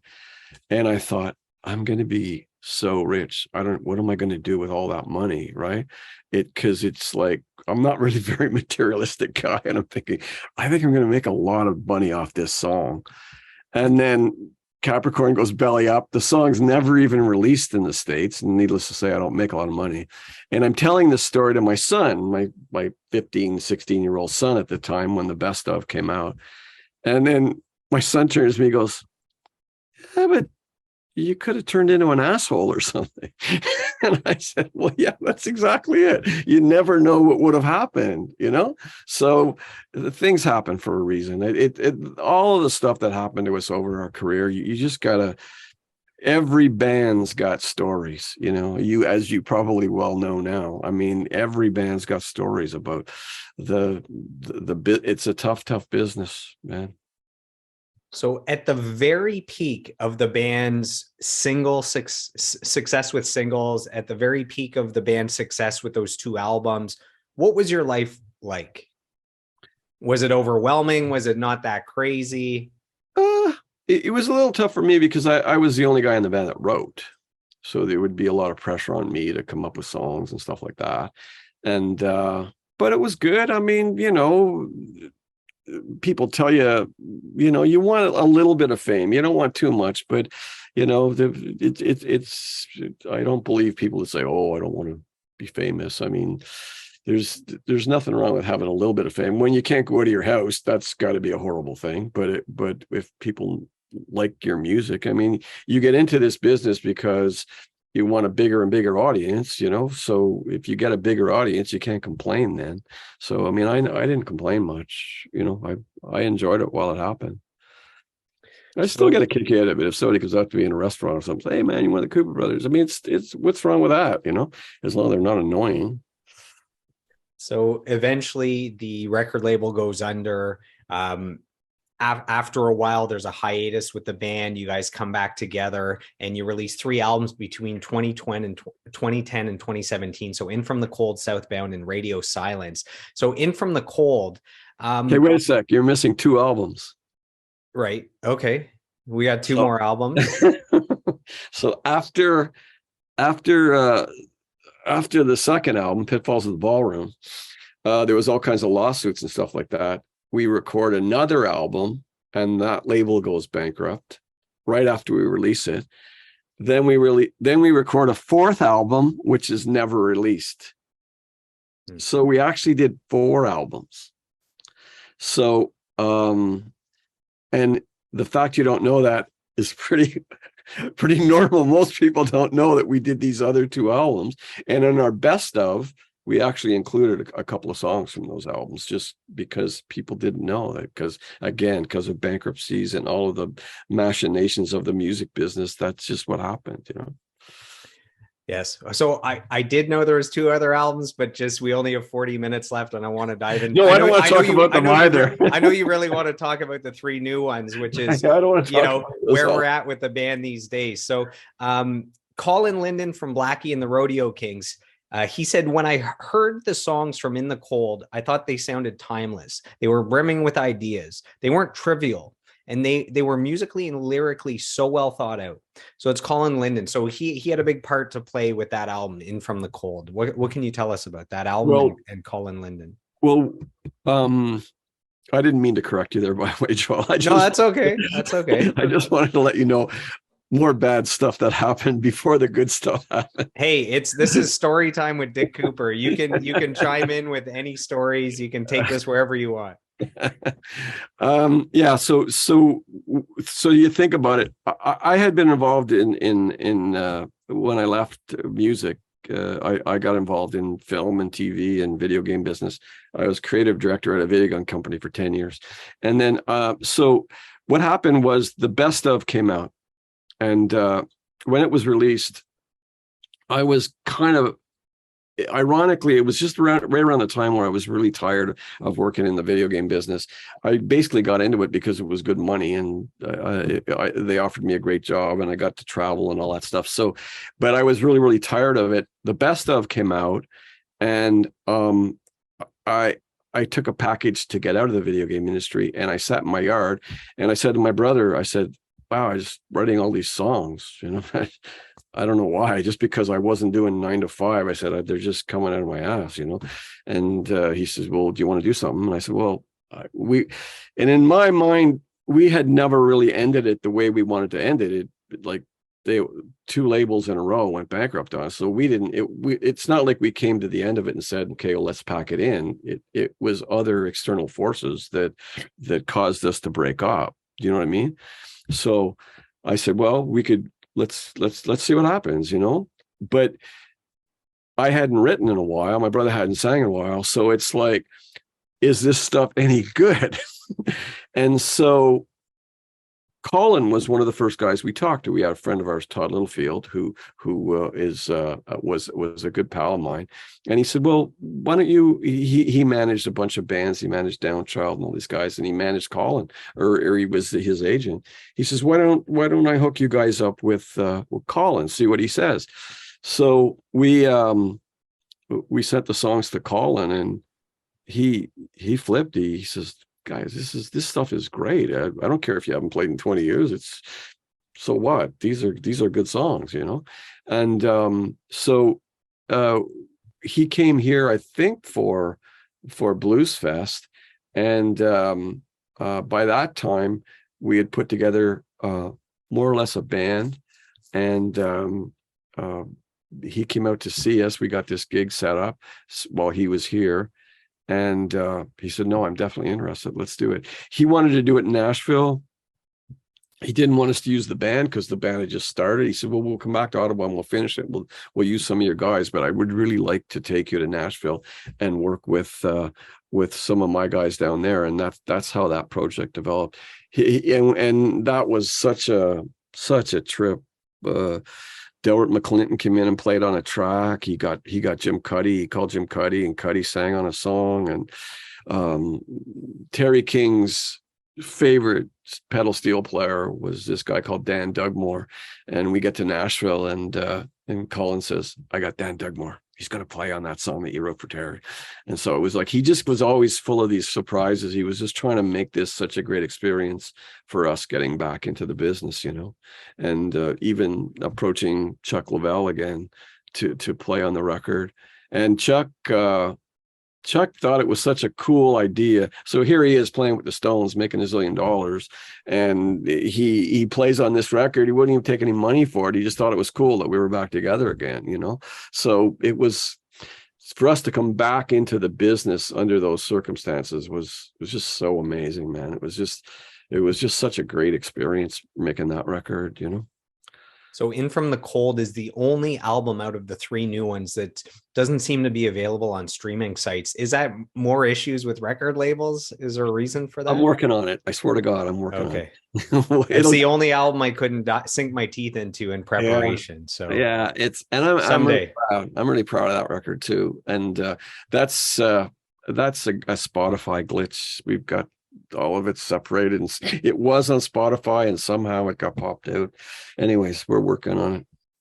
So the next album is Southbound in 2013. This was produced by a Colin, but a different Colin. This is Colin Cripps from Blue Rodeo, among other bands. So my favorite songs on this album are Bordertown and Bridges. Bordertown has this kind of old Western sound to it, which is congruent with the lyric content. So that's a great job with that. Can you talk a little bit about the recording of this album? Yeah, we recorded that at the Bathhouse up in Kingston, the Tragically Hip studio, which is where Colin, especially at the time, was really doing a lot of stuff up there. And we had wanted to work with Colin because kind of right up our alley, like playing with Blue Rodeo and just the Kathleen Edwards, all of that stuff. It was kind of like he kind of has all the same influences as us, and so. Yeah, he's such a sweetheart of a guy. He's just like a lovely guy. And it was funny, the very first night we're up at the this is a pretty funny story. So my brother wasn't quite sure of him, and he brought in a couple of kind of expensive bottles of wine, and after we'd done some recording, we're sitting there. My brother goes, I don't know about this guy. He's fancy Toronto guy, and drinking his expensive wine and stuff like that. And I said, well, I don't know. It seems like a good guy to me. Anyways, 8 drinks later, he tells us how he's from this shitty neighborhood in Hamilton that sounded exactly like the street that my brother and I were brought up on here. And then by the morning, we were like, my brother and him were the best friends in the world. And so it's funny, you kind of judge people at first sight, but Colin's very much same background as us, both musically and just his upbringing. So I had Blue Rodeo drummer Glenn Milcham on the podcast a few months Sure. ago. And when Blue Rodeo played Ottawa last summer, Glenn hooked my mom and I up to some amazing VIP passes. We hung out with the band. I got a picture with Colin as well. And I have to say, man, Colin on stage, that guy is shredding the guitar. Those guys are so talented. He's a great guitar player, man. He's also just a lovely guy. We really have become good friends over the years. Great guy. Do you have a favorite part of the recording process? So some people, they like the songwriting, the original writing of the song. Some people like jamming with the other musicians to flesh out those songs and those parts. Some people like physically being in the studios doing the recording that ends up being the album. Some people like sitting there with the mixing. Do you have a favorite part of the recording process? It sure is neat to see the song come to life, and I think it only comes to life when you're actually on the floor in the studio. Like it's one thing for me to sit here with an acoustic, or me and my brother and some of the guys in the band to rehearse it and stuff, but when you press the old button there in the studio, that's wow. That's pretty exciting, man. As a songwriter, you're seeing it being born. So I get a little tired in the mixing and the mastering and all that stuff. It's like 8 dB this and 14 dB that. No, that doesn't interest me as much. It's less creative, more technical. As a songwriter, do your songs come together in a specific order? So some people, there's no music, they just write lyrics and then they form a song around it. Some people, they're just always playing guitar, they come up with a cool part, they figure out the melody vocally, and then the song is done, but you got to fit lyrics into those melodies. Do you have a specific way your songs come together, or is every song different? Yeah, every song's different. It's like some of them take 10 minutes and some of them take 10 years. I've had songs, honest to God. It's funny you mentioned Border Town. That song took me the longest to write of any song I've ever written. I kind of had that hook in my head, the lyric, and I could never get the right music for it. And so I would say that song probably took me like 15 years to write, from the first time I had the idea till I finished it. I know that sounds insane, but that's just the way it goes, sometimes. And what's funny is the length of time that it takes, short or long, to write a song doesn't necessarily have any bearing on whether it's a great song or not. No, it doesn't. That's you would think I wrote that song in 20 minutes or something, but I obviously didn't. So for our listeners that play guitar, that are gearheads, can you share some of the equipment you use that allow you to get your signature sound? So I guess maybe a favorite guitar that you play, maybe a favorite amp that you play through, and then do you have any pedals that you use? Yeah, this is the gear question here. The gear question. I've always used the 52 Les Paul, which is go try to buy one. It's not that easy, but it's right there. The gold one? Yeah, the gold one. So it's a 52 gold top, and I've had that for forever, man. I've had it since the very first record, and the acoustic behind it, I've used it on every song. I've written every song on it, and I've got other gear that's over the warehouse and stuff, but those are don't want them out of my sight. They're kind of the ones I write on and everything like that, right? But pedals, I mean, I don't know. They come in and out of fashion. There's stuff I had back then. I got different ones now, but and they're all these boutique amps they're making now are just ridiculous. They're so good. You have these little 20, 25 watt amps I use a Tex amp that are handmade in Toronto, and Colin has Cripps has helped me a lot with my gear. He is the man in this country as far as gear is concerned. So I'm lucky to know him. So whenever I do an interview with a guest who is in a band that is guitar heavy, I always ask this question. So there's a video game called Guitar Hero where people get a plastic guitar and they can rock out, and it feels like you're playing real guitar to your favorite songs. If Guitar Hero came around tomorrow and said to the Cooper brothers, we need just one song to put into the new Guitar Hero video game that people can play along to, what song do you provide to Guitar Hero? Maybe Rock and Roll Cowboys. That's pretty tough. I still have trouble with playing that solo on stage. Yeah, that'd probably be the one I'd pick. And I'm very aware, working in the video game industry for a while, I'm very aware of Guitar Hero. I've spent many a night nerding out to Guitar Hero, and I actually I have two young nieces that have shown a love for video games as they get older. So I actually gave them, I had an Xbox 360 with a Guitar Hero guitar and all the Guitar Hero games. And I gave that over to them. So to help foster the next generation of video game lovers. Good uncle. No kidding. Yes. So how has the Ottawa music scene changed and evolved over the years since when you were young and learning guitar all the way to today? Have you seen a shift at all? Well, I've kind of been in and out of it, I mean, I was when the Cooper brothers were around, I wasn't really involved much in the local scene because we were out and touring and all that stuff.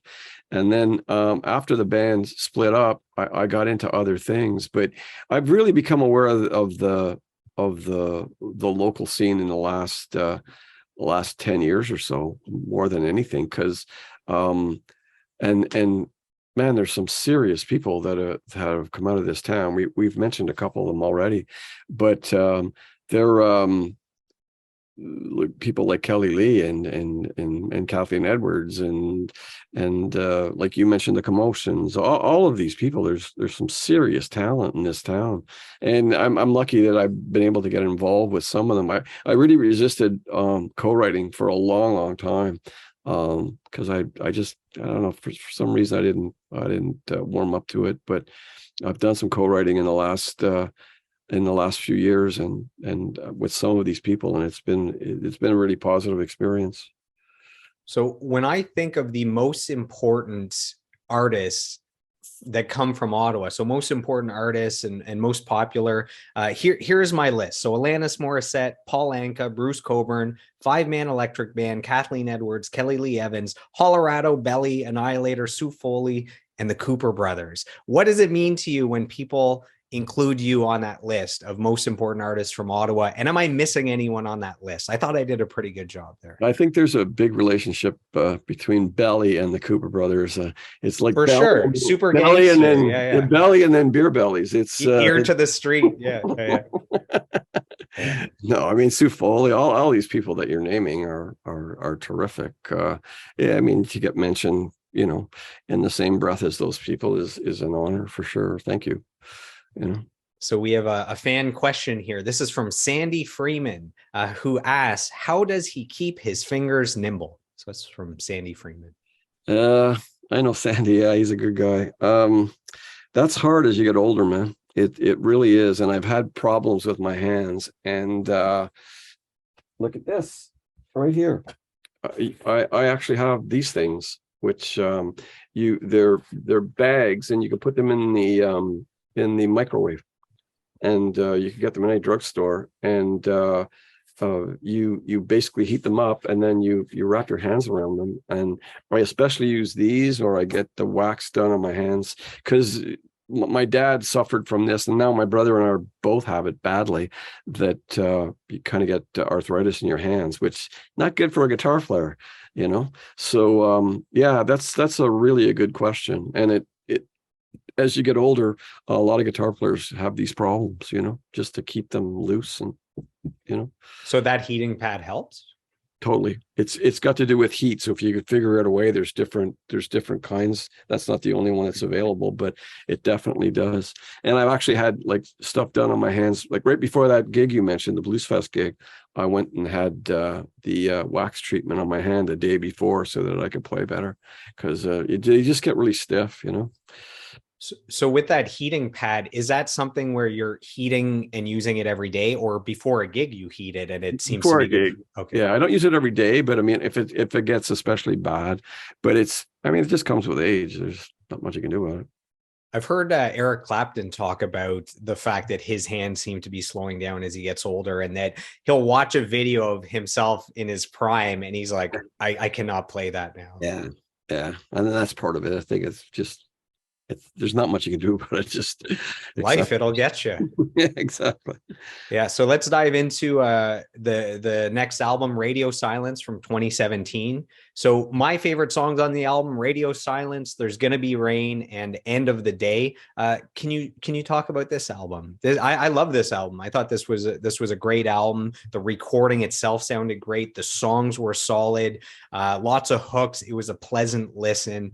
What can you share with our listeners about this? It was so coming back out of In From the Cold kind of thing, to play on words. We needed a producer because we've been out of it for so long, and so that's why Colin Linden was such a integral part of that. And then Colin Linden, and then I just felt on that album, because I had produced earlier, I just felt we didn't really need a producer. I wanted to do it. I just wanted to do it ourselves, and so we did the album. It's ironic. It was like our 7th album, or 8th. It's the first one we recorded in Ottawa, because we always tended to go places to record, and so we recorded that album here at a place called Studio Audio Valley, and guys like Colin played on it, but we actually we produced it ourselves, and yeah, I'm really proud of that album. And those songs you mentioned, I mean, Jeff absolutely kills that song. There's Going to Be Rain. It's just one of the best things I've ever written. And Radio Silence itself, the song is yeah, that's definitely has such a great vibe to it. Yeah, it is. And that's Colin Linden. Colin Cripps playing guitar on that. He does the solo on that. He's a monster, man. Like he's so good. So I wouldn't be doing my homework if I didn't go out and get some kind words from Steve Foley, the recording engineer from Audio Valley Studio. So he's also worked with J. Cole, Flo Rida, Big Boy from Outkast, Chad Kroeger, Carly Rae Jepsen, and the Cooper Brothers. So this is what Steve Foley had to say. So one of my solo albums way back in the day, this is, I don't know, 15 years ago, he recorded the drums for that album. So I have a history with Steve Foley. So he says, Dick takes every part of music production and songwriting very seriously without creating an uncomfortable vibe in the studio. His sessions are fun and relaxed, but also meticulously organized. He shows up early with lyric sheets and charts printed because you can't trust the band to do that. There is always plenty of food and drink provided on sessions because even full-grown adult musicians can't pack a lunch. It's a rare talent to be able to seem totally relaxed and laid back while also pushing every musician to give their 110% best. He puts maximum effort into every song because he truly honors the craft and doesn't cut corners. It's inspiring. So that's from Steve Foley. Oh, wow. That's so nice. Well, I'm a huge fan of his too. So he's awesome. I helped get him into Algonquin College and do some work there because I keep singing his praises wherever I go, So he does some teaching there? Yeah, he does some teaching there, and he's so talented. It's nice to work with people like that. So the song I'm Not Afraid, when that came on for the first time, it made me want to get up and dance. When you play that live, do crowds seem to boogie to it, or have you had a chance to play it live yet? Yeah, I mean, it's because it's got horns in it. We don't play it all the time, but we certainly have played it with horns, and it's a cool tune. Our late piano player Ed Bim, who died a couple of years ago, he wrote the horns on the Radio Silence album. And he did a terrific job on that song. The horns are wicked. Yeah, it's a cool tune. the song End of the Day has beautiful and intricate guitar parts. Do you remember the first time you came up with that guitar work? Yeah, I think I played acoustic on that, and then I think I used the capo, and I did another part up high on it. I can't remember, but I know I practiced that for a long time. And I think Steve Foley was very, very patient with me. I think that's how we wound up with a good track there. I think patience is a pretty important quality to have as a recording Yeah, engineer, because absolutely. Yeah. I at one point I recorded an album. It was only 18 minutes of music, and it took like 7 days of recording, like 7 full days between the performances and the mixing and the editing and everything. So you got to be patient in there. Oh yeah, big time, man. Do you have an app or a hard drive that is just packed with song ideas, guitar ideas, lyric ideas, or do you keep everything on paper? It's on paper, and it eventually winds up on the computer. But I just feel if you go on the computer too soon, it's kind of, then you think it's done. So I have these stacks of books, and I write, and I have these crazy notes, and then eventually, as they get more towards completion, I'll put them on the computer, and they're a little bit more final then. Do you have a favorite Cooper Brothers song to play live? Is there Oh, one when you look down at the set list? Is there ever just one song where when you get there, you're like, all right, here we go. This is the one. um, yeah, off the In From the Cold album, there's a song called Gun Shy, which really rocks it, and we usually do it as the last song or as an encore song, and it's just a fun song to play, and it's got a great beat, and it's a subject that I is near and dear to my heart, which is gun control, and kind of like looking askance at the country to our south there. So it's both lyrically and musically, it's a cool song that I look forward to playing for sure. So looking back at your entire career, are there any stories about fans that were either really sweet or crazy or memorable? Any fan interactions that stand out over all these years? Oh God, now you really put me on the spot. Signing body parts, taking Oh yeah, pictures, oh yeah, we've anything had that that. stands out? Oh yeah, we've had that. We were from the 70s, right? So that was a pretty common thing. I mean, I had a stalker there for a while. That wasn't too good. So I mean, again, it's the good and the bad of the business. I mean, there's you get these devoted fans that are just lovely, and they follow you. We still have them. We have Cooper Brother fans that have been with us since day one, man. And we play a concert, and they're there, and that's the great part of it. And then there's also the negative part of it, if you get people that are become a little obsessed or something, and then once you're on social media, you're kind of exposed, and then it's like, uh-oh, and then you get the odd Looney Tune, but that's the exception. Most people are great, man. Most people are great. And you know what? We're playing a kind of music that's not very, I don't know how to say this, but we're kind of the last of a dying breed in some ways. It's not like you can't, I mean, whether it's Blackberry Smoke or whether it's the Sheepdogs, whether it's not like it was, so if you like a certain kind of music, you kind of stick with it. You know what I mean? There's people that come out with their diehard fans for this music, and they don't want it to end.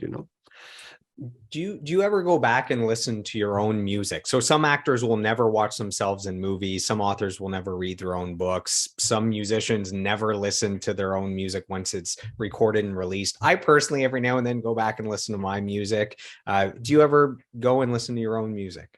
No, and I never do. How dare you, sir? All that great music.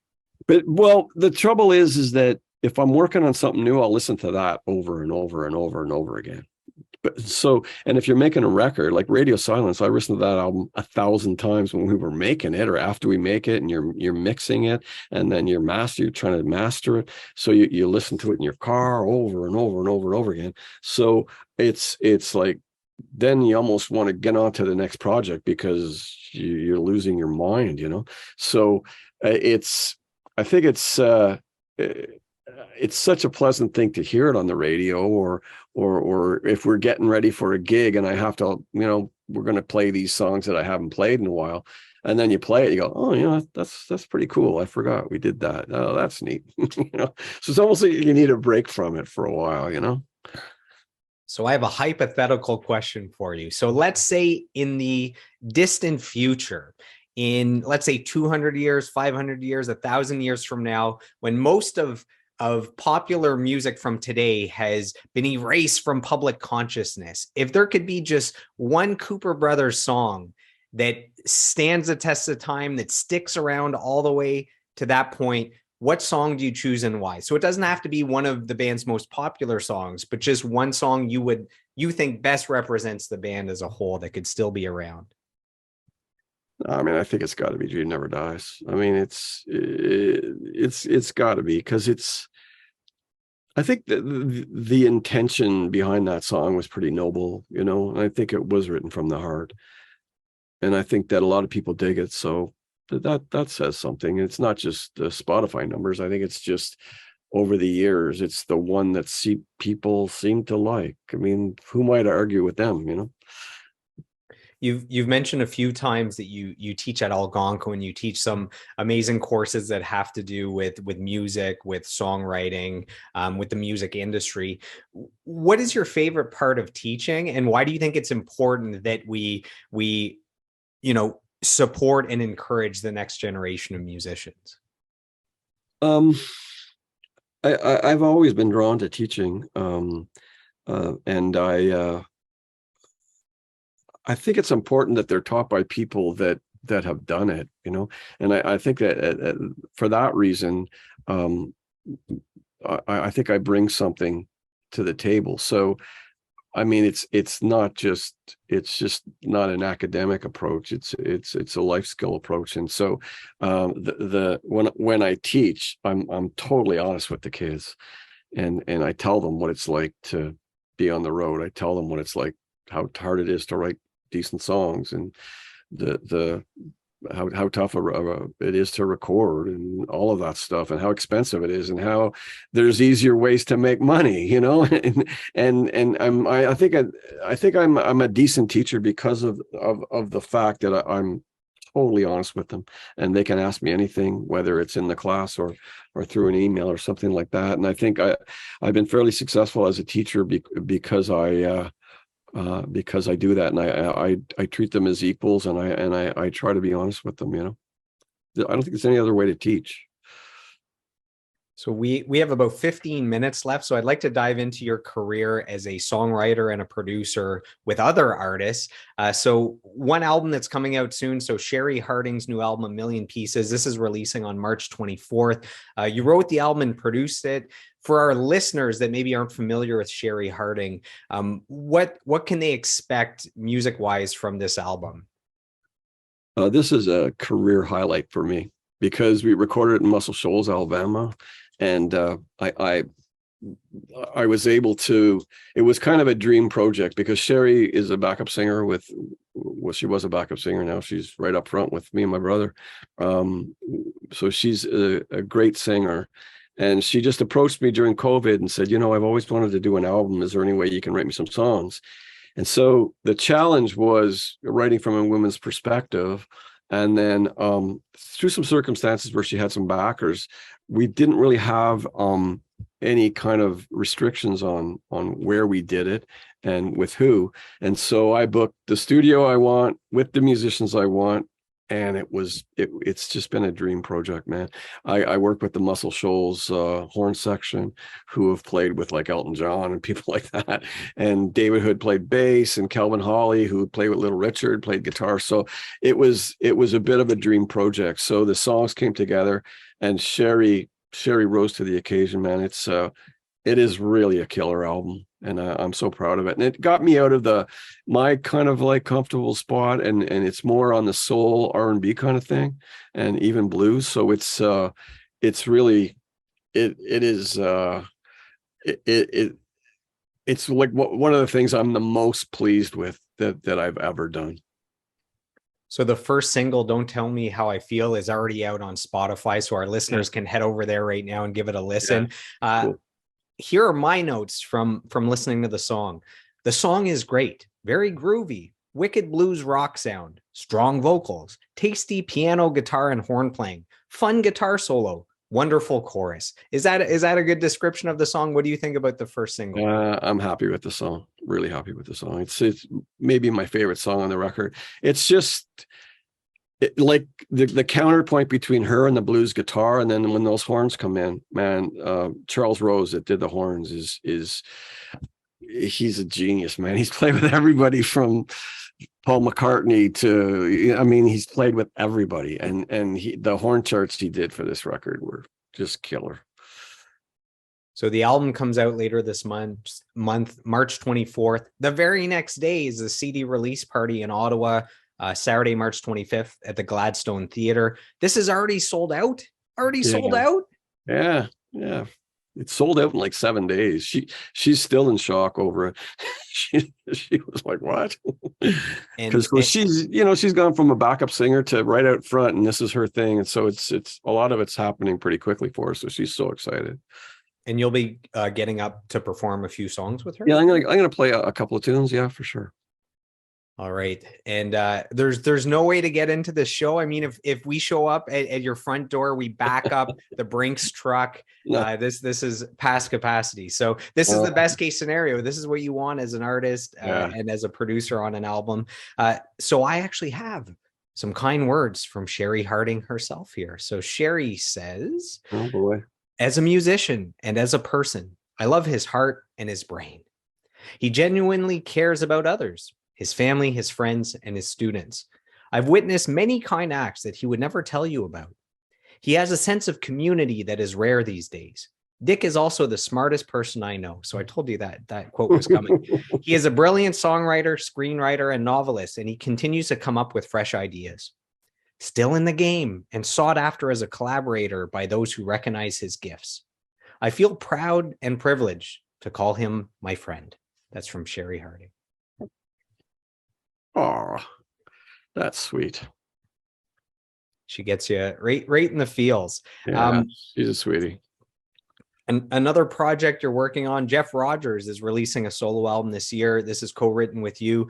This is also recorded in Alabama, and this is from back in 2020. But I guess all the craziness of the pandemic pushed this back. It was that plus he got a deal with Hirojo, so he was part of Hirojo. So COVID hit, and then when he signed with Hirojo, they couldn't release any solo stuff, because he was, and I worked on that project too. I worked at that project. So it's been postponed, but it's fantastic.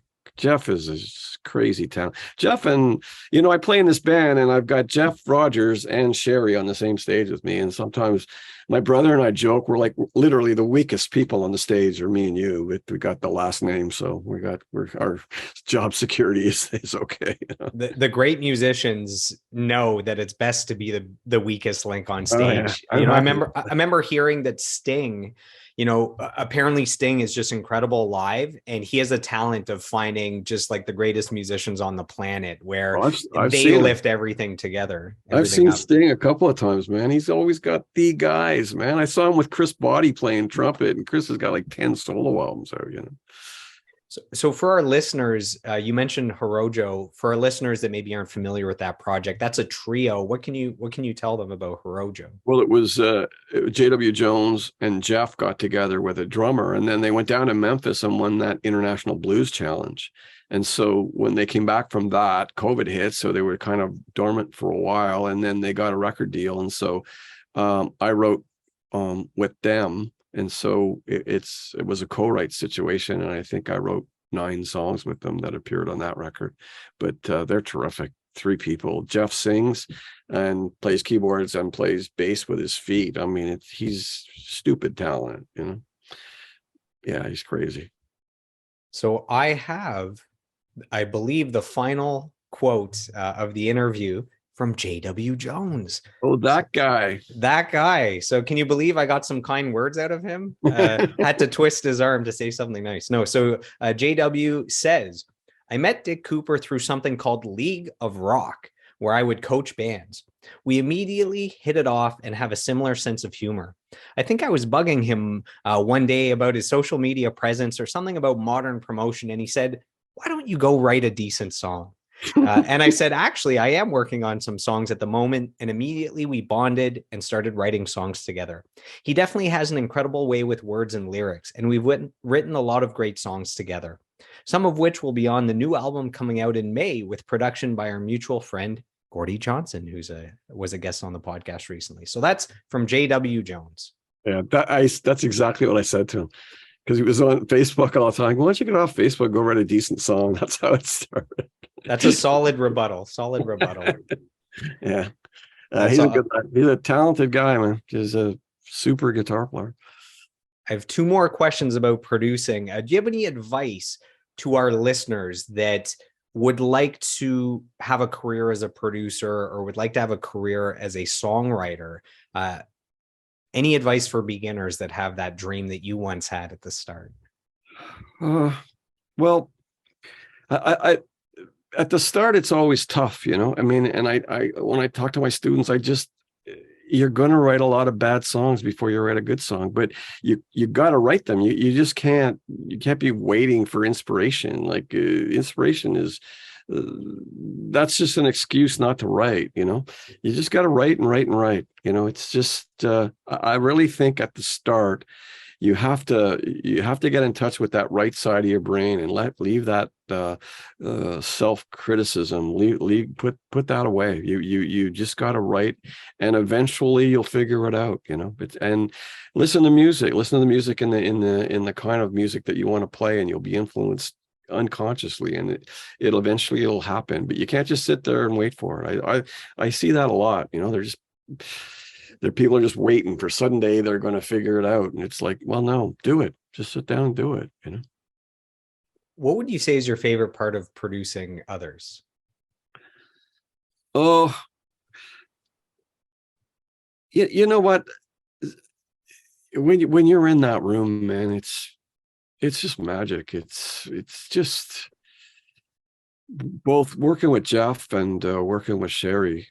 Like the pressure's kind of off me. I'm not the artist, right? I've got a stake. I got a dog in the game, as they say, you know, because I've helped write the songs or whatever. But it's just seeing the songs come to life. It's just so freaking exciting, man. It's like seeing your baby being born, you know. It's so exciting. And when everything goes right, you know, I mean, sometimes there'll be bad days, but when everything goes right, it's the natural high of all natural highs, you know. You don't need drugs when that stuff's happening, you know. It's the best. So you guys are well known for your charity work. As a founding member of Ringside for Youth, you guys have raised $3.5 million. Why do you think it's important to give back if you're in a position to do so? Well, I think if you do have a bit of success and you get a bit of a name, then that's the best thing you can do with that name is help others. My brother and I have been doing stuff almost since the Cooper Brothers started. I mean, back like this goes back 40, 50 years almost.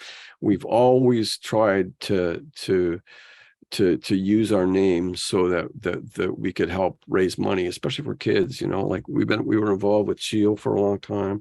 We were involved with, well, that charity you mentioned there, that's 25 years, you know. It just ended a couple of years ago with COVID.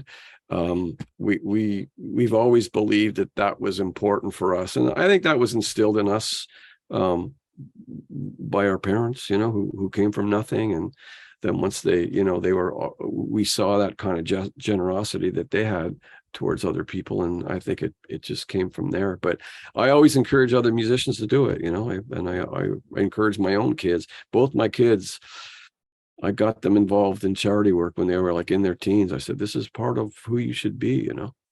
So they both have continued with it.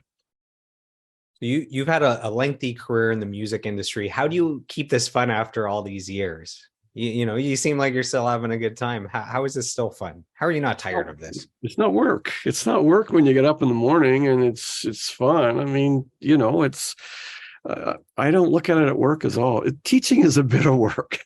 You got to prep those lessons, and you got to deal with the kids. But the music business, if you really, really dig music, if you dig songwriting, then you wake up every day and you say, "Hey, I had an idea yesterday. I'm gonna," it's exciting. I guess it's the old adage that it's not working if you love what you do, and I love what I do, so it isn't work. So at the podcast here, we like to end with a rapid fire question section. So I'm just going to blast through these questions insanely fast. You can spit out some short answers, whatever comes to mind first. Are you ready for this rapid fire question? Does this have to make any sense at all, or just no? It's unconscious stuff? It's Freud. It's yes. Okay. Who knows what's about to come out here? So brace yourselves, everybody. All right. What would you be doing if you hadn't become a musician? Teacher. Did you ever get to a point where you seriously considered quitting the music industry forever? Yes. Still think about that all the time. Who would you, we've already talked about this. Who would you say are your favorite artists or albums of all time? You've mentioned a few of them, I think. The Pretender by Jackson Browne, and a couple of the Beatle albums. Certainly Steely Dan. We mentioned James Taylor. Yeah, there's too many to mention. If you could pick musicians to form a supergroup, who would your dream supergroup be? So you're playing guitar, but you could have other guitarists with you too. So. Oh man, so many of the guys I like aren't here anymore. We just lost Jeff Beck. Oh my God, I love Jeff Beck. All right, we'll say living or dead. You can choose a supergroup. Another guitar player, Jeff Beck. I'd put David Hood on bass, and I'm so lucky to be able to play with him. Keyboard player, probably Chuck Leavell. Drummer, Bernard Purdie, just to go against the grain here. Who else do I need? I'll put Sherry as a backup singer. With Jeff. That's a good gig for Sherry. And what else do I need? I need a lead singer. I don't know. Mike McDonald. There you go. Which musician or band were you the biggest fan of before performing with them live? So was there a time where maybe the Cooper Brothers opened or went on after a band that you loved? Yeah, Little Feat. Yeah, I'm a huge Little Feat fan. We about 5-6 years ago, we got to open for them in Toronto, and it was that's a funny story. We came off the stage, and some of the guys from Little Feat were there. And as we came down off the stage, it was kind of like this ramp, and they were standing there, and it was like, it's kind of intimidating because they're your heroes, right? And they look at me and my brother, and they go, "Finally, an opening act that's as old as us." That was pretty hilarious. What's the best live concert you've ever seen? So it doesn't have to do with you guys being on the bill. Yeah, I think it was probably McCartney. Yeah, that guy knows what he's doing. Yeah, he knows what he's doing. This could take a full other 2-hour deep dive, but what would you change about the music industry? Oh God.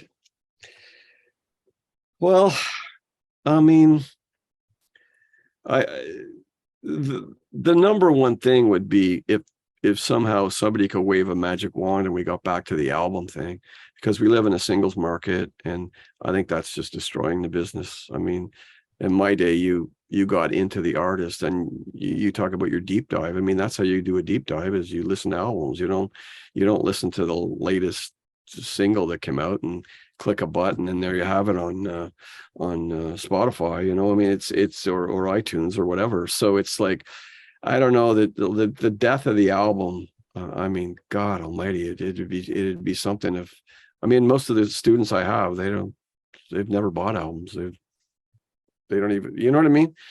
Probably 5% of the students I teach know what it's like to go and buy an album and get into the history of the artist. It's sad. What are the top misconceptions that people have about musicians? That we're stupid. That we're kind of vacuous and airheads, and yeah, I mean, some of us actually have a brain in our head.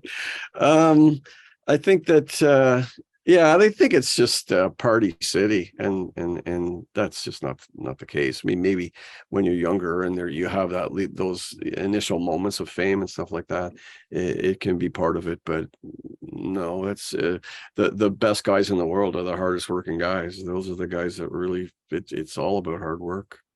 Some of you guys are professionals out there. What is the best advice you've ever received? Um, the best advice. I mean, I think it's that it's that this is not an overnight thing. It's a lifetime thing. So you can't always be up there. It's like if you like this and you're making a living at it, you won. You know what I mean? It's not whether you had the song in the top 10 or something. Are you in the business? Are you enjoying it? Are you making a living? That should be enough to sustain you. Right. So and if you look at it kind of like that, it just kind of changes the way you look at the whole business. Right. Have you picked up any new hobbies during the pandemic? Do you start making pizza? Do you start planting a garden? Anything changed during the pandemic? Any new hobbies? The weirdest thing about the pandemic is I suddenly just started writing like nuts, man. I did all of that writing for Jeff and for not Jeff, but for JW and Sherry and now I'm working with Ricky. I just probably wrote 40 songs during the pandemic, which I didn't see that coming because a lot of guys got depressed and didn't write anything, you know. So I had this really creative burst. So that's kind of cool. Do you have $1 million idea that you're sitting on? A couple, yeah. I have 2 screenplays I've written that I cannot convince producers that they should produce, but I'm still working on it. If you could sit down for a conversation with anyone, living or dead, who would it be? Yeah, like I say, my heroes tend to not be musical. My heroes tend to be literary. So, it you know it might be Fitzgerald or it might be Hemingway or it might be one of those guys. You know, like I think it would be from the literary world. They'd probably make for a better conversation. Who knows? What's your biggest fear? Biggest fear, 9 to 5, probably. That's the reality for most people. So that's funny. What are things outside of music that bring you joy? Yeah, reading. Reading's a big part of it. I play tennis too, and tennis is such a great relief from all of the stress. And I've been playing it for years, and it's when you're looking at that little yellow ball coming at you, you can't think of anything else. So it really is an awesome way to get away from things, and it's probably the biggest passion I have, other than in here with music and writing. So this is the final question from the rapid fire section. Let's say you've been wrongfully convicted and you find yourself on death row. Obviously, you didn't do it, but you get one final death row. Who did I kill? Who did I kill? Yeah. This is all speculative. From the music business? Most likely, yes. So final death row meal. You can add a drink. You can add a dessert. It's your final meal. What do you pick? Oh, God. I get hungry every time people answer this. Probably Mexican. Yeah. Like what, tacos, quesadillas? What are we talking about here? Yeah, it'd be some Mexican feast that I would ask them. That's kind of like I haven't had red meat in 25 years, so I've got kind of a funny constitution there. So I don't eat red meat, so it would be a chicken dish or a fish dish, but I really always go to Mexican, man, ever since a long time. And there'd be some white wine in there for sure, expensive white wine as opposed to the stuff I drink. I'd be drinking Colin Cripps white wine instead of my crappy stuff. You'd call in a favor one time from Colin Cripps. Exactly. All right. So final handful of questions. That was the final question. That was the final rapid fire. Oh, question. I see. So we're going to get real deep here. This is the final handful of deep, harder, more difficult questions, we want to leave a nice impression on our listeners right at the end. So Okay. looking forward to the rest of 2023, do you have a vision for how you'd like the year to play out? And have you set any goals maybe that you're working towards over the year? Not everyone sets goals, but it's a good question. Yeah, I want to see Sherry have some success. She's just a lovely person, and to see her get a chance at getting an audience, that's important to me. I want to see Jeff have some success on his own. He deserves it, both those people are close to me, and I think they really deserve a shot at it. And I have some most of my goals have to do with writing. Like I say, I wrote a screenplay. I'm in the middle of finishing a screenplay that I wrote about, and it's got a music component, and I'm just starting to pitch it to people. And if I could get that made into a movie, that would be awesome. And I'm going to spend a whole bunch of time on that. So we do something on the podcast where we have the current guest provide a question to the podcast that I'm going to ask the next guest. So without knowing who it is, what they do, male, female, age, you just provide a question. So the question from the last interview for you is from 3-time Grammy Award-winning producer David Bottrell. This guy's worked with Peter Gabriel and King Crimson and Tool. His question's a little strange. I don't know if you can answer this. Have you ever lost time at an art gallery? And if so, which gallery and in which city was your favorite? That's from David Bottrell.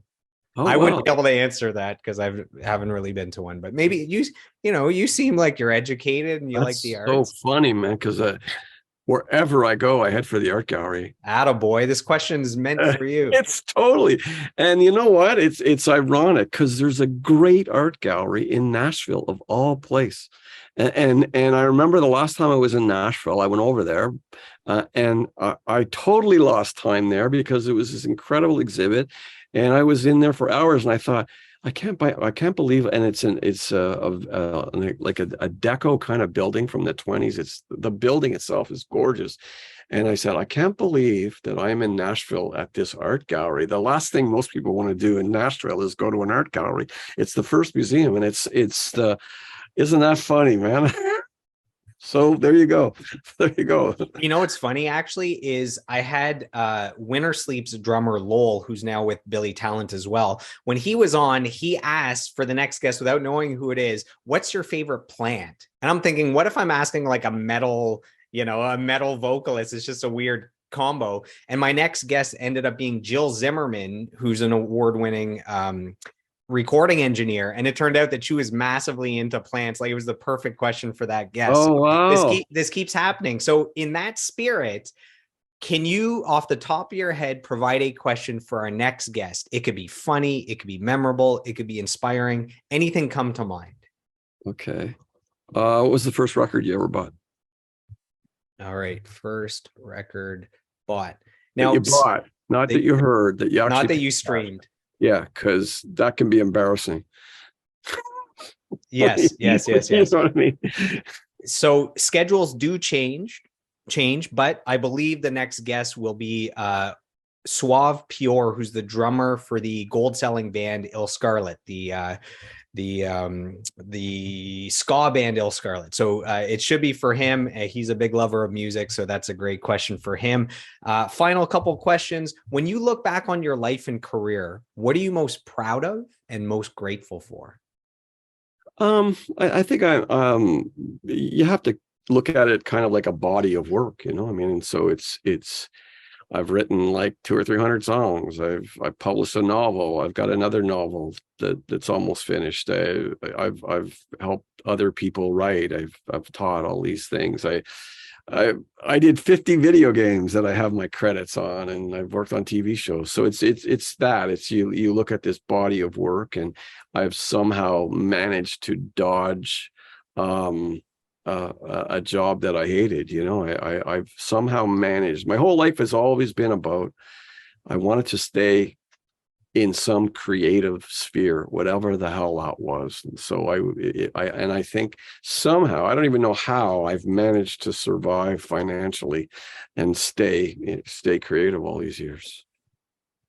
And so that's most proud of. What are you most grateful for? Is it the same thing? Just you're so grateful you haven't had to work that 9 to 5? Pretty much grateful that I've had the opportunity, to do that, because, and whether it's your wife helping you, or whether your family, or whether the circumstances are just luck, or like, I've been able to do that. I've been somehow grateful that I haven't had to totally abandon my dreams. Final question. If you could go back in time and you could sit down next to your 10-year-old self and you could whisper words of advice into cute little Dick Cooper's ear, what advice do you provide 10-year-old Dick Cooper to help him navigate the human condition, to navigate this life? Okay. When you get to be about 40, buy Microsoft. That is good financial advice. That's all he needs. As far as life advice, just follow your heart, man. Just whatever that is, wherever you feel like you should go. Don't listen to other people. Like, there's always that voice inside you that is the honest voice that tells you what you should be doing. And so you just got to try to make that happen, So where can our listeners find you online if they want to stay in touch, if they want to be in the loop with what's going on, whether there's new music or a live show? Is there a website or social media pages? Yeah. CooperBrothersBand.com. And then there's a Facebook page for Cooper Brothers. I'm on Facebook. Most of the people I've talked about are on Facebook. So yeah, I'm not that hard to find, Is there anything that you'd like to say to the fans that have been with you over all these years? Any final words? Well, just thank you for hanging with us, because I think it's been cool for them to see, because we were dead in the water, like we packed it in for a number of years, and then when we came back, somehow those people just found us again, and they and the large part of that is because of social media, and they come out to our concerts and they support us, and they buy the CDs or whatever, and they so that allows us to get out there and keep making music. So as we wrap up, I just want to take a moment to acknowledge you for your lifelong pursuit of mastery as a guitarist, as a songwriter, as a producer. I want to acknowledge you for a career's worth of timeless music that's the soundtrack to many people's lives. I mentioned my dad's been listening to you forever, and it makes him happy, which makes me happy. So thank you for that. I want to thank you for being a great ambassador for Ottawa, my hometown. You helped make this place a better place to live. I want to thank you for all your charity work. It's very important, and you show us what is possible as someone that has found success to actually give back to others. And last but not least, I want to thank you for sitting down with me for the last 2+ hours, answering all my ridiculous questions. It helped me to gain more insight into the band, have a newfound appreciation for all the music. So Dick, thank you so much for your time. I really appreciate it. Thank you for having me on. I really had fun. You're very welcome. So to our listeners, to the Dick Cooper fans, to the Cooper Brothers fans, thanks for tuning in, and we'll see you on the next episode. If you've enjoyed today's episode of the podcast, please take a moment to subscribe, like, comment, and share. What I want to know is, who would you like me to sit down with next for a 2-hour deep dive interview? You can let me know by reaching out to me on social media. You can find me on Facebook, Instagram, YouTube, and TikTok at Joel Martin Mastery. Joel is Joel. And you can find me on Twitter and Snapchat at Joel Mastery. So I am done. I am complete. I approve this message, and I'll see you on the next episode.